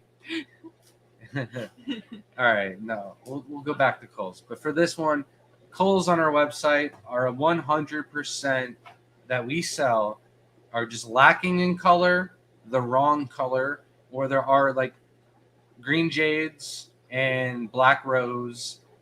They throw wildish looking shrimp, kind of wild type, but they have the genetics that you can selective breed to get back into the black rose, the greens, and whatnot. So they're not technically a wild, where you cross two different colors of shrimp together, you're going to revert back to wild type shrimp, and it is going to be very, very hard for you to get and pull any colors to selective breed to go back to full shrimp from those. So if you want nice color, though, don't get red cherries. Red cherry are at the bottom of the totem pole for red. Invest in some fire reds if you're looking for color. But if you just want something that you can grow out, feed to your fish, and keep the nicer ones in the tank for yourself to look at, then buy some culls. It won't be that bad. Is it possible to breed red willies with green jades without getting wild shrimp colors? No. It is possible, but it's like winning the lottery possible. It's like It's not possible. 1 in 1,000% chance. So it's very low. Like with that, like without getting them at all, or just without or be able to get some without the wild color.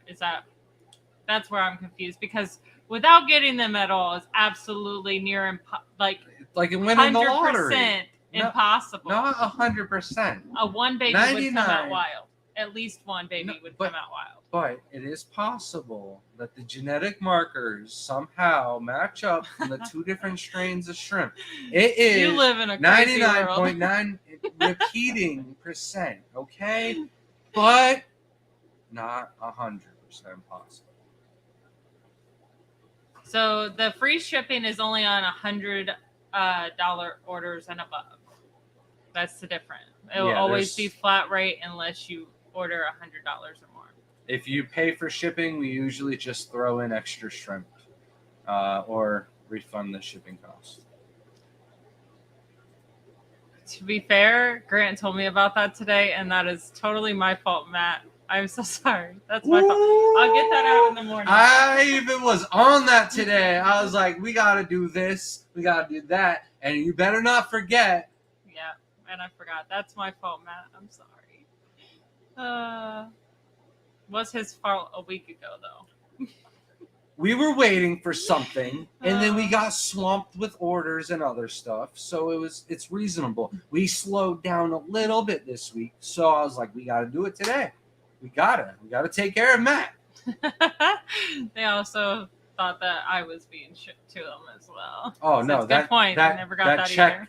That check bounced, and they hit me with a freaking fee, Matt. So you're gonna have to pay that and the fee if you want this. Do you understand?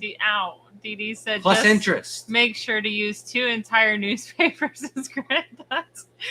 Today someone definitely got so much. I wrapped that thing like crazy. They're not going to be happy unwrapped. They're going to be like, where is this bag of shrimp? I mean, the bag of shrimp was only 5 of them, so it's a little bag.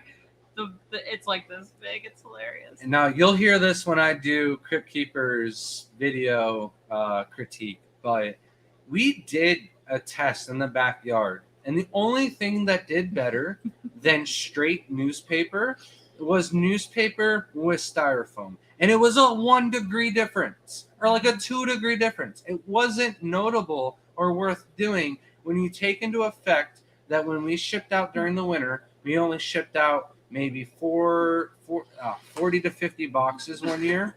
And like 6 of the boxes were getting mangled in shipping.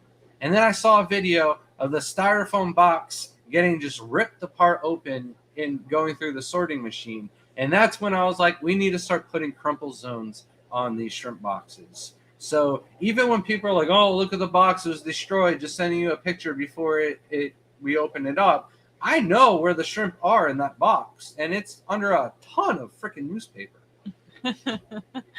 Dee Dee said, but with all the news, the shrimp are really informed by the time they arrive. They even include a little light so they can do their reading. Oh, man. That's what those little white balls are. They're actually radioactive, but they fizzle out by the time they get to you. Stop it. Guppy B said, will you be at Pasco this month? Absolutely. I was going to say. Otherwise, it's not going to be a good talk because that means Grant didn't bring the talker. No, absolutely. Because if Chris isn't talking, I will have to still bring the talker. It's you. You're the backup talker. If Chris' flight gets delayed, you're my backup speaker. I'll be like, so I'm glad you guys came here to waste an hour of your time. Let's get started. More like, I'm glad everybody showed up to hear me talk crap about Grant for this next hour. Yeah, exactly. You want to know then all the she's gonna have a juicy slideshow of all the times I flooded in the house. She secretly got 15,000 pictures saved in the. Got a great idea. He's the one who gives me the ideas. Now that's going to be my next talk.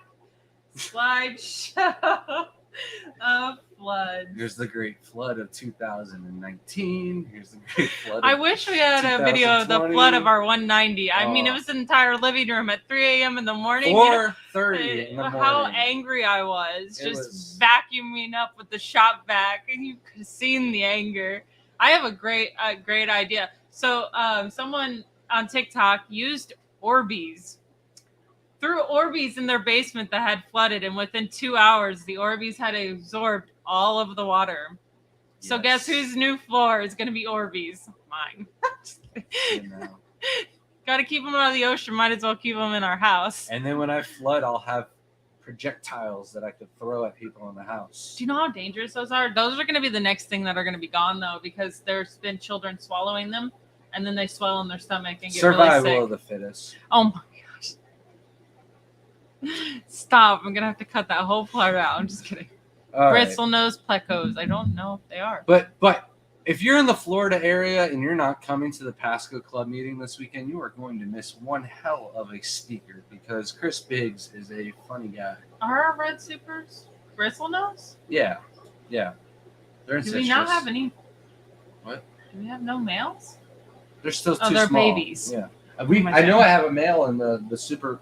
Maybe they're the albinos, long fins. He's out. What a gorgeous beauty. Yeah, they are really cute. Is Dr. Anthony active tonight? No. I had an epiphany today. I think our discus are so scared because they have all 4 sides are viewing and they don't have anywhere to hide. So they're hiding on the one side. An epiphany? I've literally said that like 6 times now. I said it when he was here when I was looking at him through the tank. But he said it wouldn't be a problem. I think it is. I think they need to be put on the new rack that we're building. Back to topic. Shelby says, let's talk about algae. Shrimp do not eat algae. I don't care who you are. I don't care if you are in the middle of taking care of an algae issue and you threw shrimp in and the algae got better and you think the shrimp are the issue. No, the shrimp are eating it. No, the shrimp are helping prevent the issue from starting, but they do not actually eat algae. The only time they actually eat any algae at all is when the algae is dying. So if you're doing everything right, then the shrimp will, have something to eat and nibble on. However, if you haven't fixed the problem and your algae is just getting worse, you're going to choke the shrimp out and they're going to get tangled up, caught up in the algae, and your algae will actually be an issue for the shrimp. Now, there's different types of algae. There's a thing called Kleb. These tanks up here, they look like crap, but it is a beautiful layer of club. And if they were to be made, Clubby. are those? No, you can't see the shrimp tanks. These are crummy fish tanks, so the club will just be going to Hey. waste. However, They for snack on it too. for They beginning snack on shrimp it. colonies that we have a little bit of club in the next row up, those shrimp are going to thrive, and I won't even have to feed those shrimp until that club is gone. I can, of course, if I want to get them out to see, how size has improved and color and culling and stuff like that. But club is an excellent source of nutrition. It's kind of like a biofilm for the shrimp, but it's not like a deadly algae that is going to be like hair algae or Cladophora that actually gets so bad that the shrimp can get tangled up in it. They can't get to an actual food source. They'll starve, choke out, and die. And then that creates more algae stacking up on top of one another. So do not add shrimp in as an algae solution unless it is to clean up the dead algae because you've already taken care of your problem. Taking care of your problem means reduce the amount of feeding, increase the amount of water changes you're doing, or simply increase the amount you do, or reduce the amount of days in between water changes, or reduce the light schedule, or raise the light a little bit higher above the tank. All of those are good methods to combat algae. Also, manual removal of the algae before you do all of that is going to help. But of course, the best thing is to do all of that all at once and add the shrimp. And then you'll have way less algae issues. So that is our secret to an algae-free house. Don't ask us about the Shelly tank, though. Well, to be fair, all of those tanks are being torn out. Yeah, we redone when we get to it, but we've been set back quite a bit. Dee Dee just placed another order, making my 60 breeder a shrimp tank. Nice. I thought it was just saying making my 60th order. Probably. Close. Is aquarium salt safe for shrimp? Absolutely. And in moderation.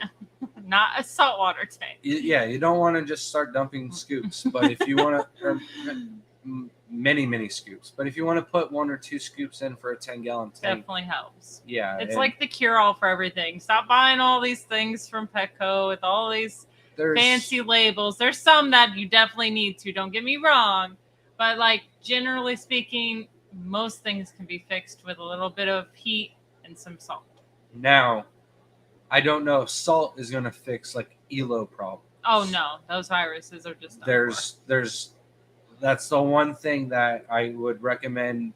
Something else would be like Paragard, just simply because I've seen other breeders who import, that's what they use. Cole asks, what's the best-selling Neocaridina shrimp? I'm cycling 2 10 gallons right now. Blue Diamonds, probably. I think for our year last year, it was Blue Diamonds, and then I can't remember what the second selling shrimp was. But blues are a hot seller. And when people ask, what's the difference between Blue Dream and Blue Diamonds? And Blue Diamonds throw less culls and more high-quality, nice blue shrimp. They generally go for the less work, easier option. And the Blue Diamonds, they've been selling like hotcakes for quite a few years right now, so far. Yellows are right behind them, but like true and dear is red cherries. If you're looking for a shrimp to sell, red cherries, nice deep red cherries. There's always going to be a demand for that. Fire red. Yeah, and then greens. I think we would sell just as many greens as blues if we could keep them in stock. So it's not our best selling simply because we can't breed as many greens as we breed blues. Probably steam the flood out faster than the vacuum with your anger. Probably. I was so quiet. Didn't make a sound the whole time I was cleaning. That's when you know I'm mad, is when I'm extra quiet, when I don't speak a word. If I speak a lot, it's usually because I'm happy and really nervous. But if I'm mad, I'm very quiet. Koro said, speaking of tearing down tanks, how do you get your shrimp out before a breakdown? Tear down, sorry. So do you remove heavily trimmed plants to make it easier to net? So we've kind of gotten this down to an art. Very first thing you got to do, feed the shrimp, bring them out, and catch as many as you can. And you want to, the longer you can do this, the better, because the more shrimp you're going to get and the less damage you're going to cause and stuff like that. But catch as many shrimp out as you possibly can. You're not going to get all this way. So you're in a time crunch. Now you got to start moving out, take the piece of food out, turn the filter off, remove everything, get all the plants out. You got to do what you got to do. Drain the water down to an inch. You're going to make it real murky, catch whatever shrimp you can see. Again, you're not going to catch all the shrimp. If they've had babies, we've had tanks on the floor for 3 weeks where Shelby's like, can you get this tank off of my living room floor, please? And I'm like, I'm still catching babies. Like, the first thing I do every morning is wake up, take a little flashlight, go over the tank, sifting through the mold, because after you pull the plants out and other little decorations and whatnot, you've made a mess. Especially taking the tank off of the rack, putting it on the floor, it's shifted. So 3 weeks of catching shrimp, and I'm like, all right, Shelby, I'll put it away. I put the tank in the garage. I leave a little bit of water. I put the lid on it, build up a whole new rack. That tank, that one right here, filled it up with water. Shrimp were swimming around 3 months after the 3 weeks of me going through and taking what I thought was all the babies. So all the shrimp in that tank right there are from what survived us just sitting them down. Driving me crazy. Jamie said, Shelby, did you see the dwarf red tail eels? Oh no. What? Did he send me those? And I didn't see them? And if you sent it to me, my phone's dead. And I misplaced my phone. So we're going to have some fun looking for that. I gotcha. Don't worry. Cool. Okay. All right. You didn't send me a picture of them. Oh, but that's awesome. Shame. I'm the one that wants the eels. She doesn't want them. I've been asking for one for 2 shows. There was a little one, and it was cute. The fire eel? Yeah. Is that what you're talking about? I don't yes. think so. I think they're 2 different things. I don't care. I like all eels, though. Okay? I'd be happy with any eel. Okay? It doesn't matter. I'm going to refrain from what I'm trying to say. But a dwarf eel is way better. One day we'll have an electric eel. All right? And you're going to be responsible for cleaning the tank. I know. I'm responsible for all of them. What is a good number of shrimp to start selling? Really depends on whether you want, if you have, like, sometimes you could sell the culls out of your tank. If you end up with like 10 shrimp you don't want any more, that's a good selling point. I think what is a good number of shrimp to get if you want to start breeding to sell? It's a better way to word that question. Maybe. That made it way more confusing for me. All right. Well, we recommend to start off your tanks getting 1 to 2 shrimp per gallon, but that is at least. All right. Any less than that, your chances of breeding are way less. If you get less than 9 shrimp, you don't even have a really high chance of getting a male to female ratio. 9 shrimp is like a 97% chance that you get a pair. But the more the merrier, the easier it is to get the shrimp going. If I had a 40-gallon tank, I could be comfortable with stocking it with 25 shrimp, but it's going to take several generations before I start selling shrimp out of that tank. So the more you get, the better. Cora said, what about short-nosed algae shrimp? Caridina, Paravidita, ta-ta-ta. So I had the Pinocchio, the red-nosed shrimp in our tanks, and I threw them in tanks that had algae in, and they didn't do anything. They didn't fix the issue. What fixed the issue was me doing more water changes and less light and more plants. So have a good night, Lefty. I think he already left. We're behind on chat again. We talked about this, though. Oh, okay. It was just later in the chat. Yeah, so we're a Rico behind, at least, eh? Yeah, I think so now. And, Dee Dee placed an order with the Bloomfields. Nice. I was just talking to them, not us. So green algae is a good thing. So algae on the glass is not a bad thing at all.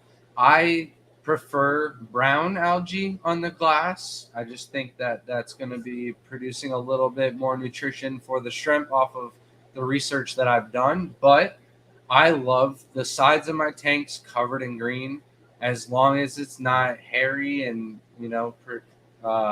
getting the shrimp tangled up and stuff like that. The only side that I don't want the green algae to grow on is the viewing panel.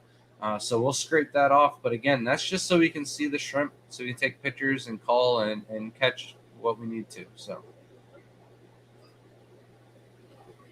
This is after, I think. Is there a method of shrimp trapping, like feeding dish inside a breeder box or jar or something?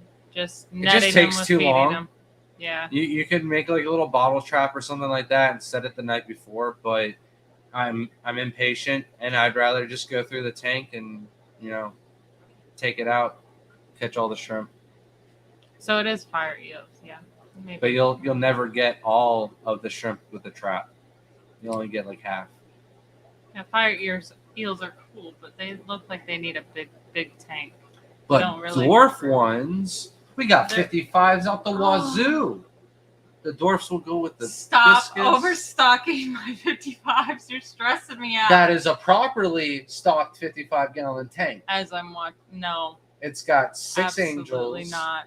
5 Madagascar rainbows, 2 golden top minnows, a largemouth bass, Big 6 Shrimpin' will send flagfish. you some if That's they fine. Maybe have 2 some. sunfish. Can you listen? Sorry, they're all small. Gracious. Big Shrimpin' says, Grant, I have some of those dwarf eels coming to me. If I happen to get them to reproduce, you'll be the first to know. That would be excellent.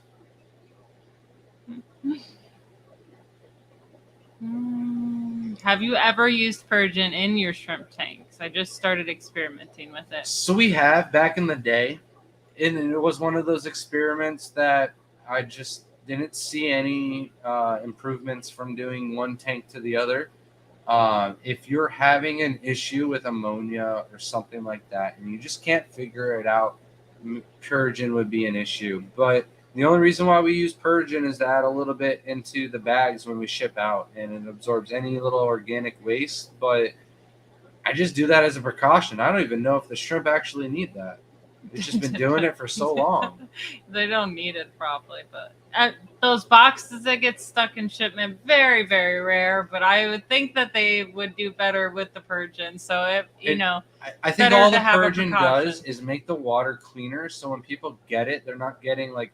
I don't think I've ever seen like when we catch the tanks out of Jaden's room that had the black water. After shipping, any pictures I've gotten from customers, the Purgeon takes all those tannins out. So that's all it really helps with. Unless you had ammonia in the tank. Whip said, I need to go back and watch the video from a couple weeks ago where you talk about the easiest shrimp to breed. Yellow, blue, magenta. It's just going to be Neocaridina and pick your favorite color. They're all going to breed as easy, but the easiest Neo shrimp to breed is one you can get from your neighbor that has the exact same water parameters as yourself. As long as they're homebred, you shouldn't have an issue though. Only Oscars. Is there a max over gallon shrimp number? I couldn't read it. I just keep reading there. No, you're not going to overpopulate your shrimp. You could have 2,000 shrimp in a 10-gallon tank. Yeah, they're going to start eating each other and stuff like that, but you're not going to like crash the tank or anything like that. They're just going to simply pick off the babies as they start molting and stuff like that. So best to start separating them. Stephen P. said I was on board until the largemouth bass. When did you talk about largemouth? Did you say that in the tank? Yeah, there is. It's small. It's real tiny. Freaking Alex had to bring it home. So it's been in there. Are you talking about the Florida flagfish? No, there's a largemouth bass in there, and he's absolutely adorable. Every time I feed him, he comes right up to the tank. Why? Why what? I don't know where else to put them. What's going on? Everything has been fine in there. The angels are just... Did you feed the angels today when you fed all the I fish? fed them. But Yes. you didn't feed them the red food. They love the red. Stop it with this red food. I'm so tired of this red food that you That left call it open, by the granola. way. No. I left it open just to show you. You left it open. See? No. You left it open. You left it open to to show trick you me. that you left it open. Yeah, I heard. Since you're talking about algae, what's your opinion on the red spot algae? I don't. So the only red spot algae I've ever seen or we've ever witnessed is when the algae on the sides starts to turn brownish red, which is really cool looking. Usually that means that algae's dying off. I don't have red spot algae. The only time we ever had like actual like red spots algae, like spots of red, was in a saltwater tank, like Yeah. so long ago. But like I've never had it in a freshwater. We've only had it where it's dying and it's brownish. Sometimes Maybe it's purple? purple. Yeah. How dare you? I was getting to it. Back off. These are my ideas. I need full credit. Brandon said, I was inspired by Mark's shrimp tanks because he found purge and helped him with more berries. Maybe it'll help with less water changes. Yeah, but the price of purging and the effort and the little tiny bag and the little balls, and I'd rather just do a water change. Say if you were leaving for like an extended time and you only had a few tanks, yeah. But if you're not worth it. overfeeding, that shouldn't be an issue. I don't know. I don't have any issues breeding. My coworker has a largemouth bass and a 55. She says they feed them hot dogs and crickets. That we met this crazy old man at a park that we had caught things like this, and he was like, he's like, you guys should use hot dogs as bait, and we're just staring at him, and he's like casting out hot dogs, and like we're just watching him reeling in fish with hot dogs. So I mean, I can believe it. But the largemouth bass that we have is legit, like smaller than 2 inches. He's tiny. It's not like it's a big fish in the tank. He's small. The golden top minnow is bigger than him. All right, back to the good old topic for tonight. Are you getting super crystal red shrimp? We have some super crystal red shrimp, but they're not breeding. We should probably get some more from somebody. Give them another go. Throw it in the pool, Whip. That's what I do with all the fish that Grant seems to keep getting, and then I gotta find somewhere to put it. Throw it in the pool.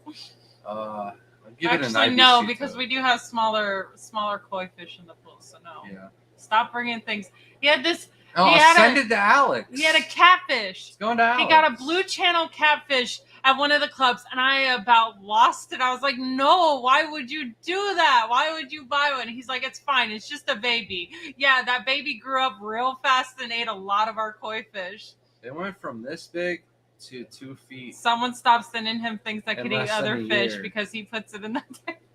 So no, I'll just send it to Alex. Back to the topic. You better. Send that thing off.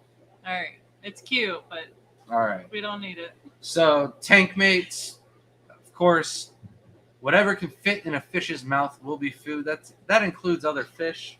So what? Did I say something wrong? As we're talking about the largemouth bass. He's like the smallest one in the tank. Said that about the blue catfish. I'm keeping an eye on this one though. There's not a bunch of floaters blocking my view.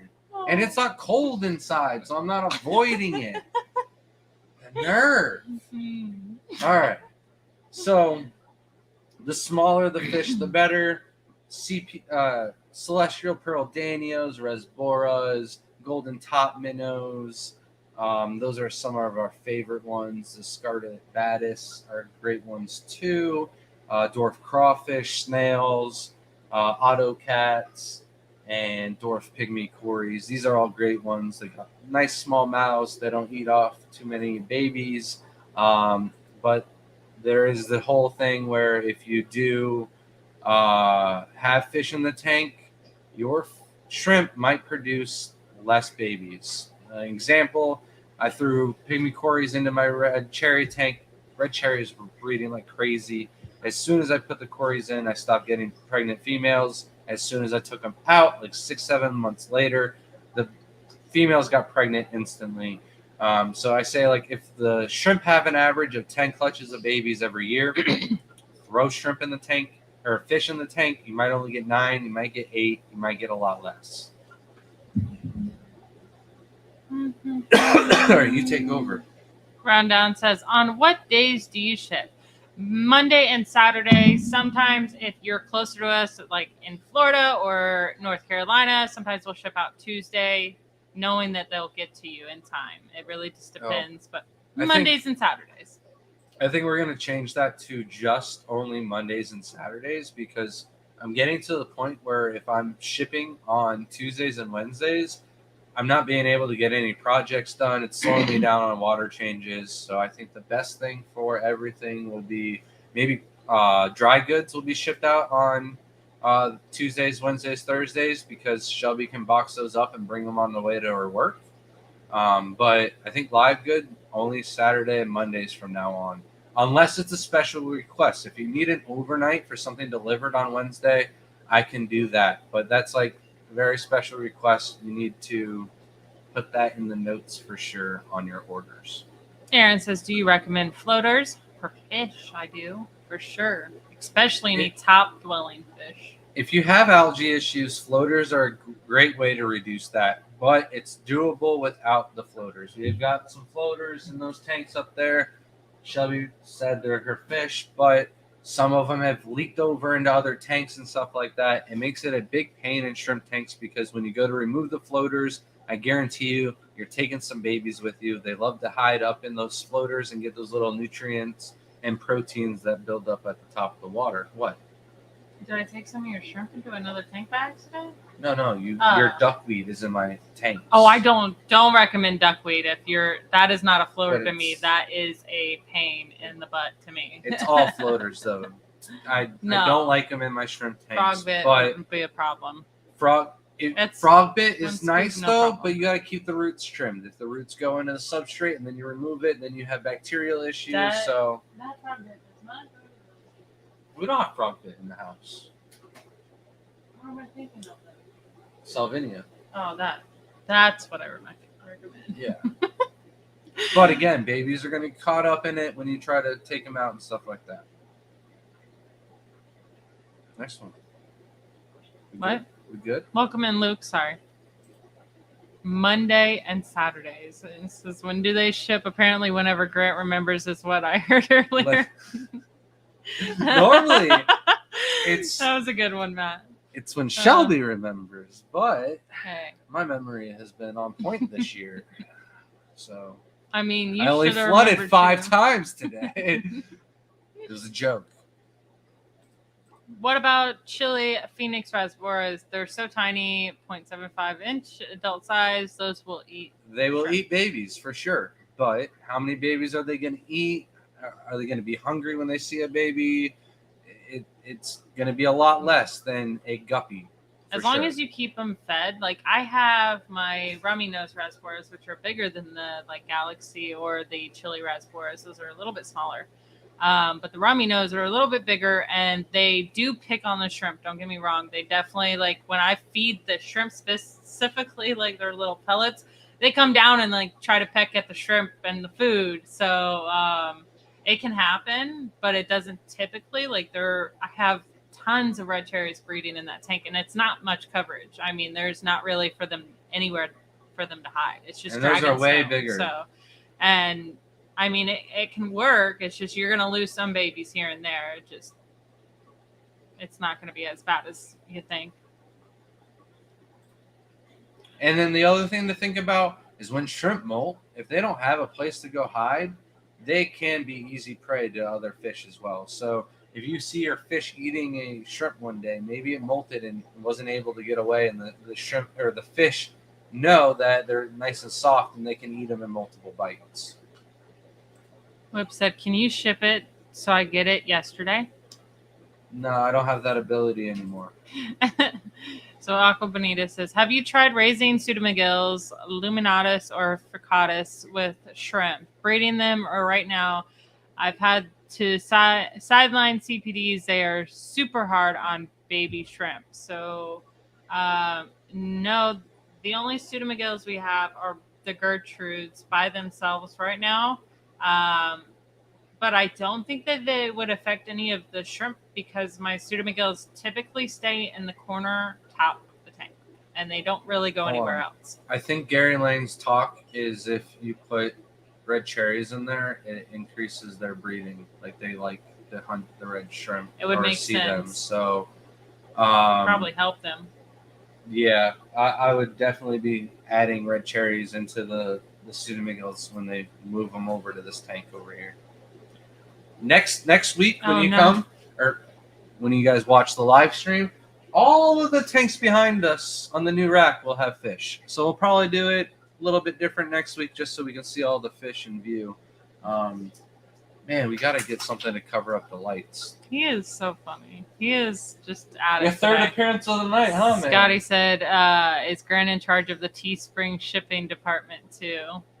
Why are you buying from large. Teespring? We've got our own t-shirts now on our website.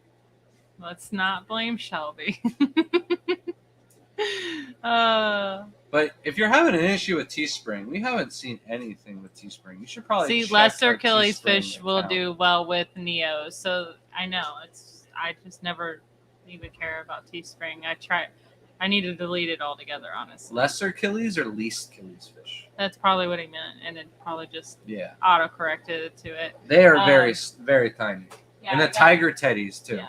Oh, they're so cute. They're like a little bit bigger than the least Achilles fish. And they're really pretty. Nicer so stripes. we gotta put those on the We got some website golden soon. least Achilles, too. Mm-hmm. Have those bred yet? They get so no attention. They're Mm-hmm. all the way bottom tank, all the way against the wall. Right. That's usually Grant Poor usually things. gives me bottom tanks They're my or top fish. tanks. Whoa! When we went to Steve's, you His got fish, but I you feed got them. you got the wild bettas, and I got pygmy cories. I got How the often golden I take care of least all Achilles. of those? How often and She how thinks I much don't would feed you them. feed 10 Neocaridina shrimp in a 10-gallon starting off? Thanks. So I want to feed for the first week. Absolutely no food is needed the first week that you get any new shrimp, as long as you cycle the tank properly.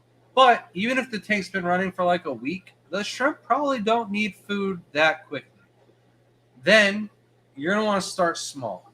So most commercial sized pieces of food is around a centimeter and a half in size. Break that into like 3 pieces if you can, and feed the smallest piece, and make sure that the shrimp are able to eat that piece within the first 3 hours that you put the food in the tank. If it's not eaten, then you need to remove the piece of food, and then the next time you feed even less than that. If they eat it all within an hour, then you can increase the size of the food every feeding, and we feed every other day. Christian asked, I'm just starting to get into breeding in Illinois. I have a local shop who sells 80 to 100 shrimp a week. Any beginner advice? I'd love to be at your scale one day. I mean, the advice that I gave through the whole channel today is your best bet. So if you missed the first half of this stream, going back, I basically touched on everything that you possibly need to know about breeding these shrimp. I didn't talk about illnesses and stuff like that, but if you follow everything else I had mentioned, you're not going to have any problems. Breeding on a scale like we do, though, it's like breeding outside. You're going to have so much better success. Not everybody can do this. You can't do it all year round, but if you can take advantage of your spring and summer, you might be able to breed enough and then store them inside in tanks that you could supply. So just going out to Tractor Supply, Rural King, or some type of department store that sells large containers, looking on Craigslist or the Facebook Marketplace, you can find IBC totes or stock tanks or Rubbermaid bins or stuff like that. You can use those, throw them on your porch. Make sure you screen it so no larva, dragonfly, or Dempsey get in there and eat your babies. And water changes, sponge filter, some plants in there, and you'll be surprised how many babies and shrimp you're able to get. And then quality is the other thing you need to worry about. Starting with good stock. It's very important. All right, hit me with the next one. Flip said, serious question. Do you think shrimp can survive in an arowana pond? Before my accident moved her off this plane of existence, I feel like at 27 inches, they'd be too small to be viewed as a food source. So you know what I saw in the pool today? Caridina shrimp in the pool. And not just one. It's horrible. There's two. There's two Caridina shrimp in the pool. So I know I threw them in there. They're culls. They're males. Oh, I'm so sorry. She had something else she wanted to say. But besides the Caridina shrimp, there are probably hundreds of Neocaridinas in our pool. And our pool has 56 koi fish, 58 koi fish in it now. And they're not having, genocide of shrimp in there. So if they're able to survive my koi, and I mean, not even Shelby's fat goldfish was able to survive in the koi pond. So the shrimp are able to outbreed and hide in the nooks and crannies of the pool system and produce enough babies. Even the crawfish are able to survive. And we've got two turtles that part of their natural diet is eating crawfish. So large enough system, you can breed several different things that you'd be surprised about. Have you ever played with dwarf crayfish yet? Yeah. Oh, yeah. We had the blues going pretty well. Then one of our tanks filters got clogged, so I'll have to restart on the blues again. But never much success with the orange. But this is my second time breeding out the blue. No problem. So Night Owl asks, what's the difference between tiger teddies and killie? Not sure which I have. So they are two different altogether. These are what tiger teddies look like. They are adorable. I hope that's coming through. Yeah. They are adorable. Small. They got like tiger they're just stripes. live bearers in their own little. Yeah, the only thing that's like really close between the two of them is their conveyor belt live bearers. So they squirt out one baby at a time. But yeah, you could clearly tell the difference. They actually have stripes on them. All right. Now let's talk about the back line for Neocaridinas. This is a dominant trait. Very hard to get rid of. When we first got in the hobby, you could get yellow Neos without the back line.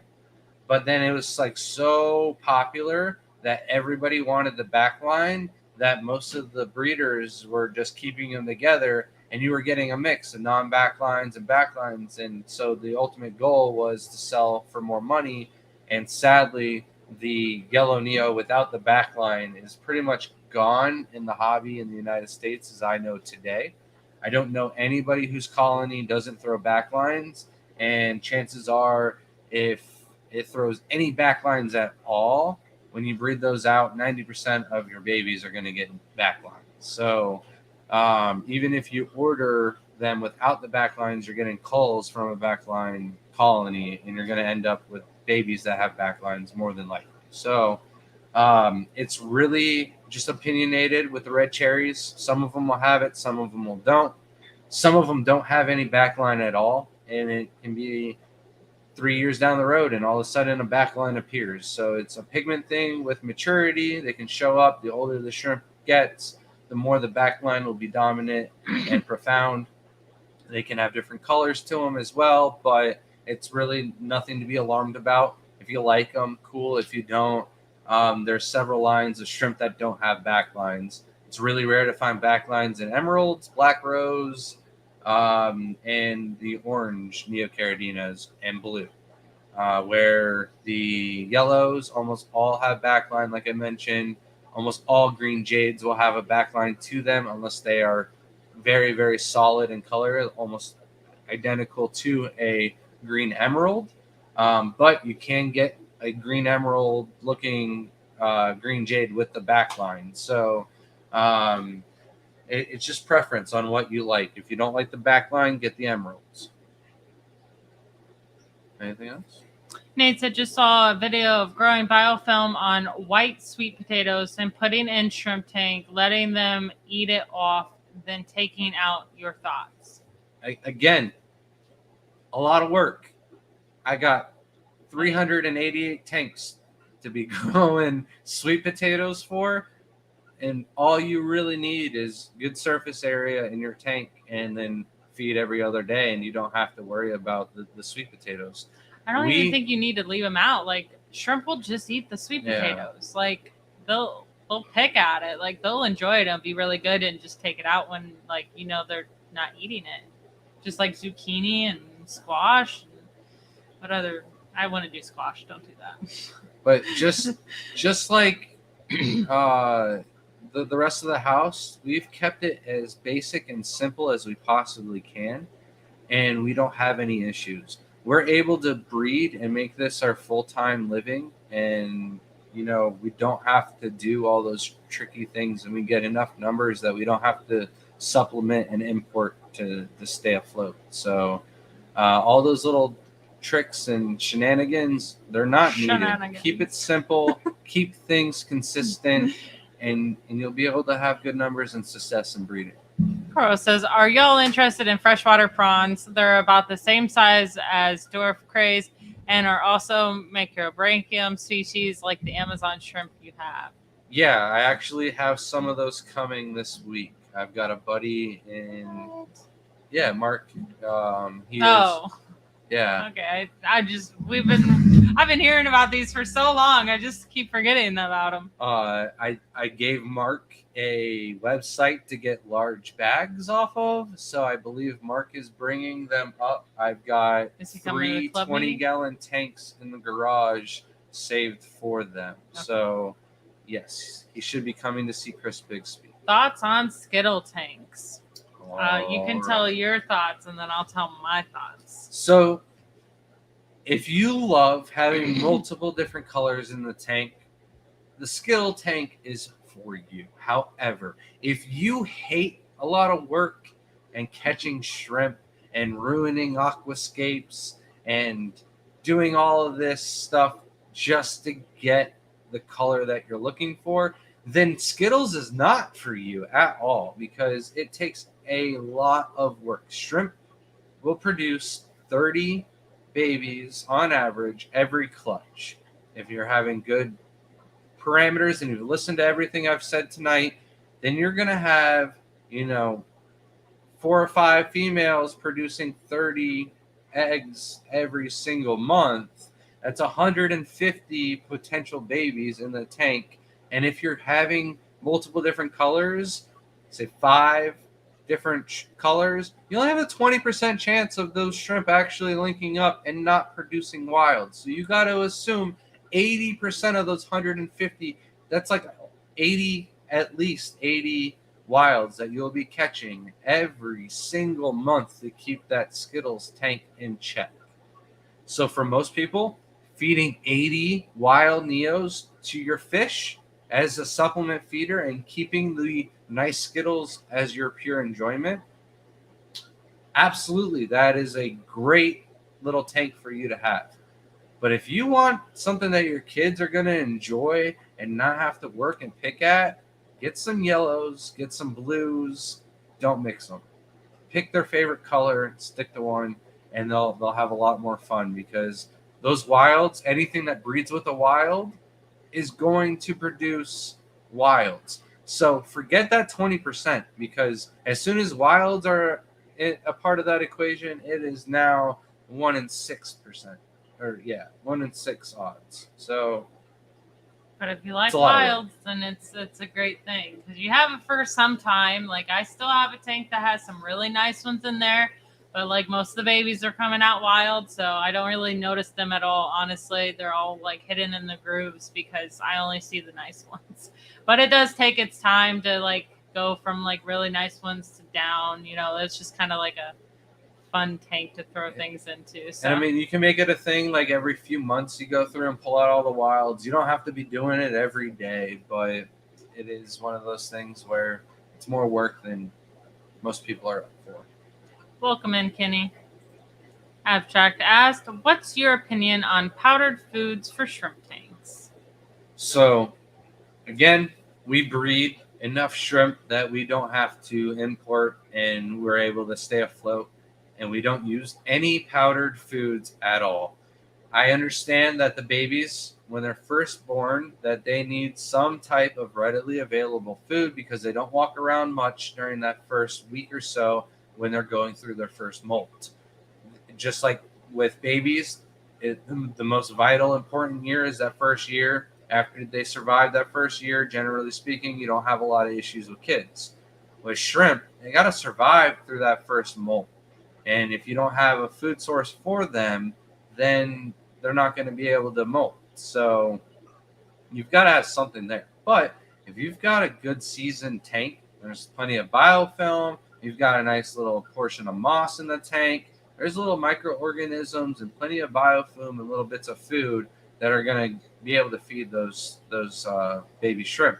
Also, most commercial foods are going to break up a little bit and send little nutrients and dust and stuff into the water column that's going to get around as well. So we don't use the powdered food simply because they can do a lot more harm than good.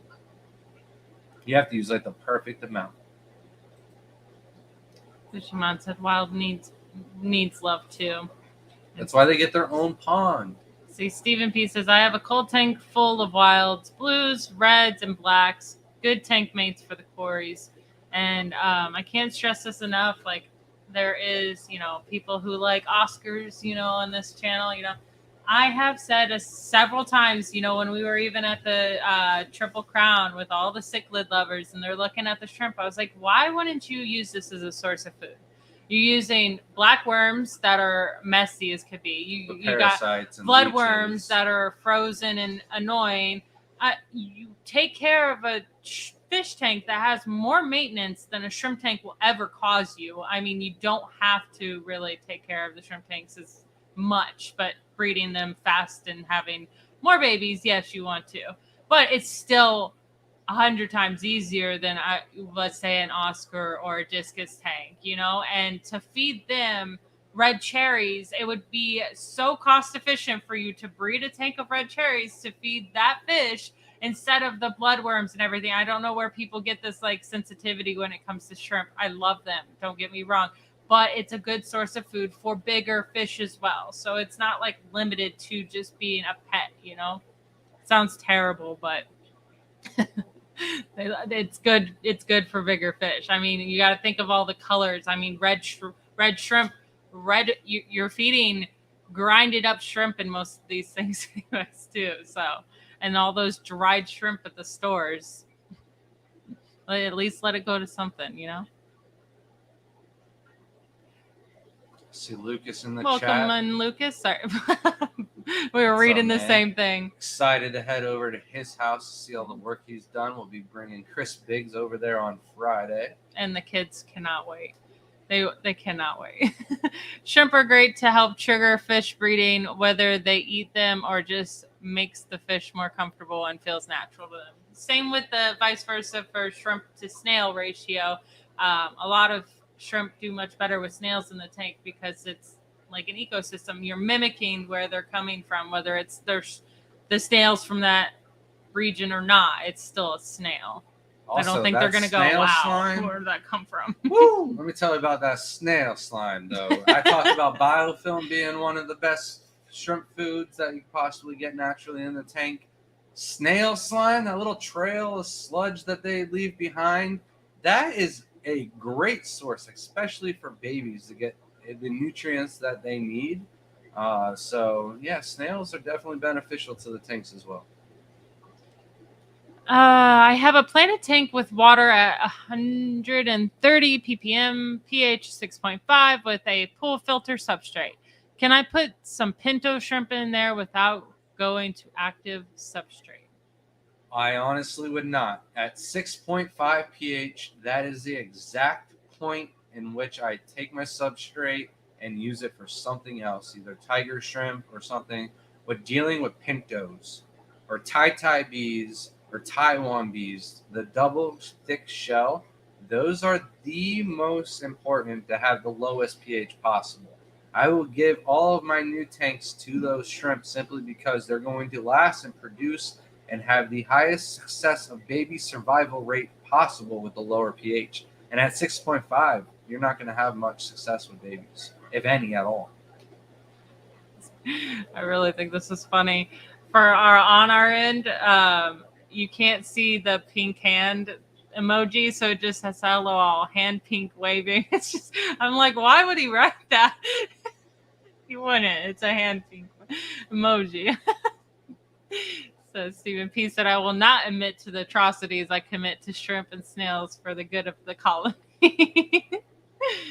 And then the last thing I have on my list Thank you.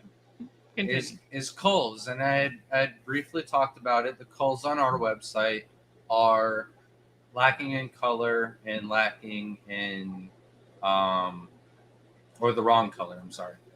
The other reason why we would cull is like, I don't know why, but every now and then a shrimp is just missing an eye. Maybe both eyes, all right? I don't know. Someone got hungry and they were just like, I'm going to eat your eye, man. And just took it. I don't know if that's what happened. I don't know if they were just like, it's gotten infected, I'm going to lose it, and took its own eye off. I don't know. We have a lot of tanks. It's not like we got missing eyes all over the place. But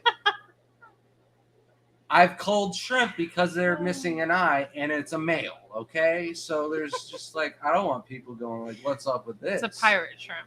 So I've culled, but I would not sell this shrimp on purpose.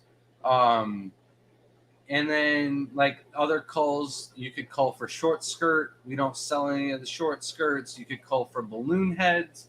I've seen one shrimp that kind of looked like it could be balloon head. I also just think it is just a big head, like more than average. You know, one of the shrimp in the house has got to have the biggest head. All right. And that was the one. I don't think it was a balloon head. But if I ever had a balloon or bent spine or something like that, those are definitely reasons to cull your shrimp and not have them pass down diseases. Immediately just cull them right away.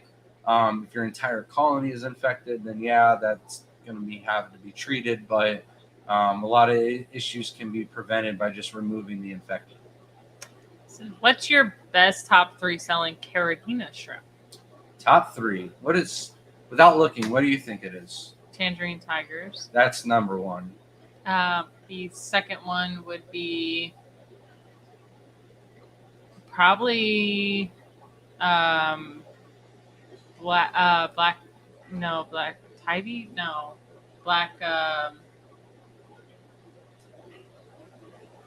I'm drawing a blank. The bottom left tank over there. Black Tybees. Oh, okay. Yeah. I don't know why I thought that was wrong. Black Tybees. And then I couldn't. Yellow King Kongs? Yeah, probably. So for Caridina shrimp, for us, easy. Easy really kills it. It's a bread and butter. I'm not saying Blue Bolts could have easily been on that list of top 5. They're a more expensive shrimp. They're in high demand and stuff like that. But when it comes to, hey, I want to try and dip my toes into something Caridina, Tybees, Tybees, or not Tybees, I'm sorry, Tang Tybees, and Tigers, Yellow King Kongs, they're the easiest. They're bulletproof when it comes to Caridina and Caridina parameters.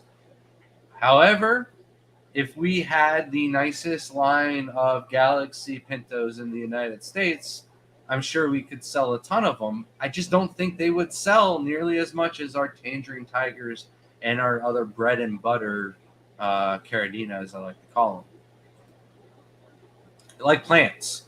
Plants are the same way. Easy plants are always going to outsell the rare ones. You might make more money off of selling one rare plant, but bread and butter. Nate said, if you put assassin snails in shrimp tank, will they start eating shrimp without other snails to eat? No. We have a video. We have our assassin snails in our green jade tank. Do you think I'd have assassin snails in our nicest Neocaridina tank if they were going to be any threat to the shrimp at all? If you ever see an assassin snail eating a shrimp, picture or video, whatever, it's because that shrimp was already sick or dead on the way out already. Cora says, my pond bladder snails built a slime tendril to the floaters and began reeling floating plants down to eat them in the only instance of teamwork amongst snails I've ever seen. Any explanation? They're smarter than we think. That's the only thing I can think of. That is pretty cool that happened. Are you getting me a water? Because you never got me one. I'm messing with you.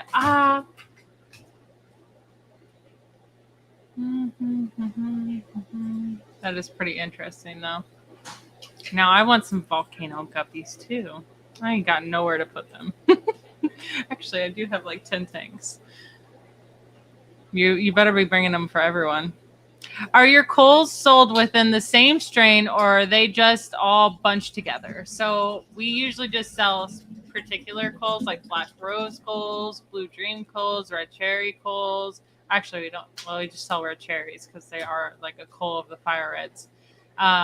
Wilds would be like the closest to like a bunch. You could order a bunch together if you want to. I think that's more interesting. If you're going to do like a Skittles tank, I would do something like that. Sorry. That's slushy. But no, normally like our biggest seller for coals would be black rose coals, which I would suggest because they throw the most different colors. So they'll throw like almost like blue dream, blue diamond. They will have like a wild pattern to them. But then you get some really dark, deep reds, which a lot of people, like what you say, the Bloody Marys could come from a black rose line. Anything from a black rose would be a Bloody Mary if it's red, or a blue diamond if it's blue. Carbon Really if it's a really. But yeah. This thing is too heavy. I feel like I'm going to break it. Sorry. I broke his last Stein, and we had that thing forever. I felt had so that bad. thing since before I It was was huge, born. and I It was dropped mine. it. I'm so sorry. I'm still upset about it, too. My dad's going to come home, and he's going to be like, where was it? I left this mug behind. I couldn't bring it on the plane to Hawaii, so I left it here. I don't think he'll It's gonna be, how it's they gonna be did. the first thing he comes to get drink out of his mug. You'll see. You'll see. Oh, man. I have told him I am all for switching all of everything to plastic because I dropped too many things. Like Everything tastes so much better out of glass. I know it does. I'm sorry. Everything tastes better out of glass. Well, can you get non-breakable glasses? Then we'll be good. Okay.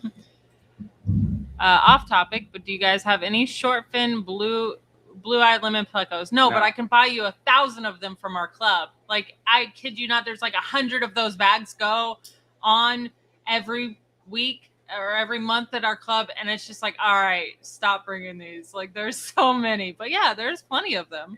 I plan on having the long fins in the future, but I believe like the long fins like will one of our produce some first short plecos. fins too. So we'd probably have not the blue eyes though. We had the Oh albinos, yeah. yeah.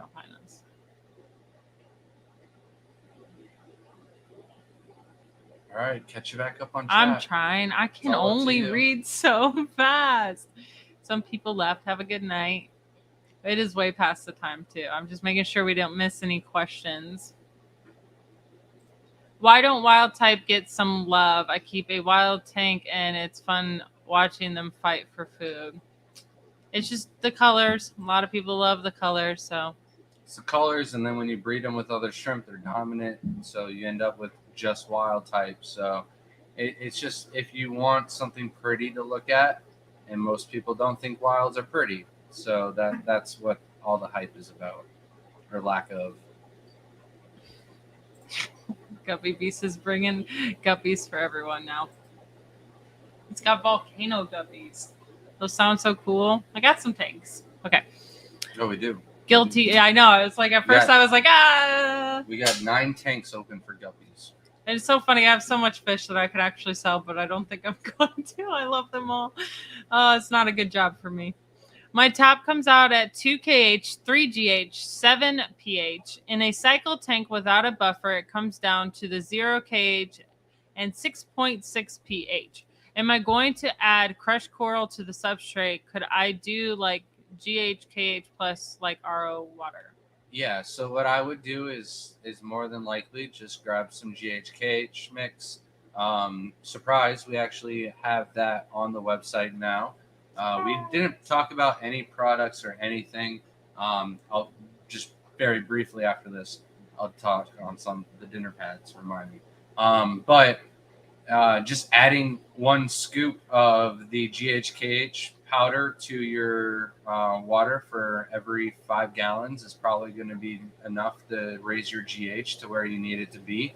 And that KH is not going to come out forever. Like eventually that KH is going to fill all the little nooks and crannies that are absorbing it, and that's going to come back. So you don't want to rely on that being at 0 and your pH at 6.6, that it's eventually going to stabilize.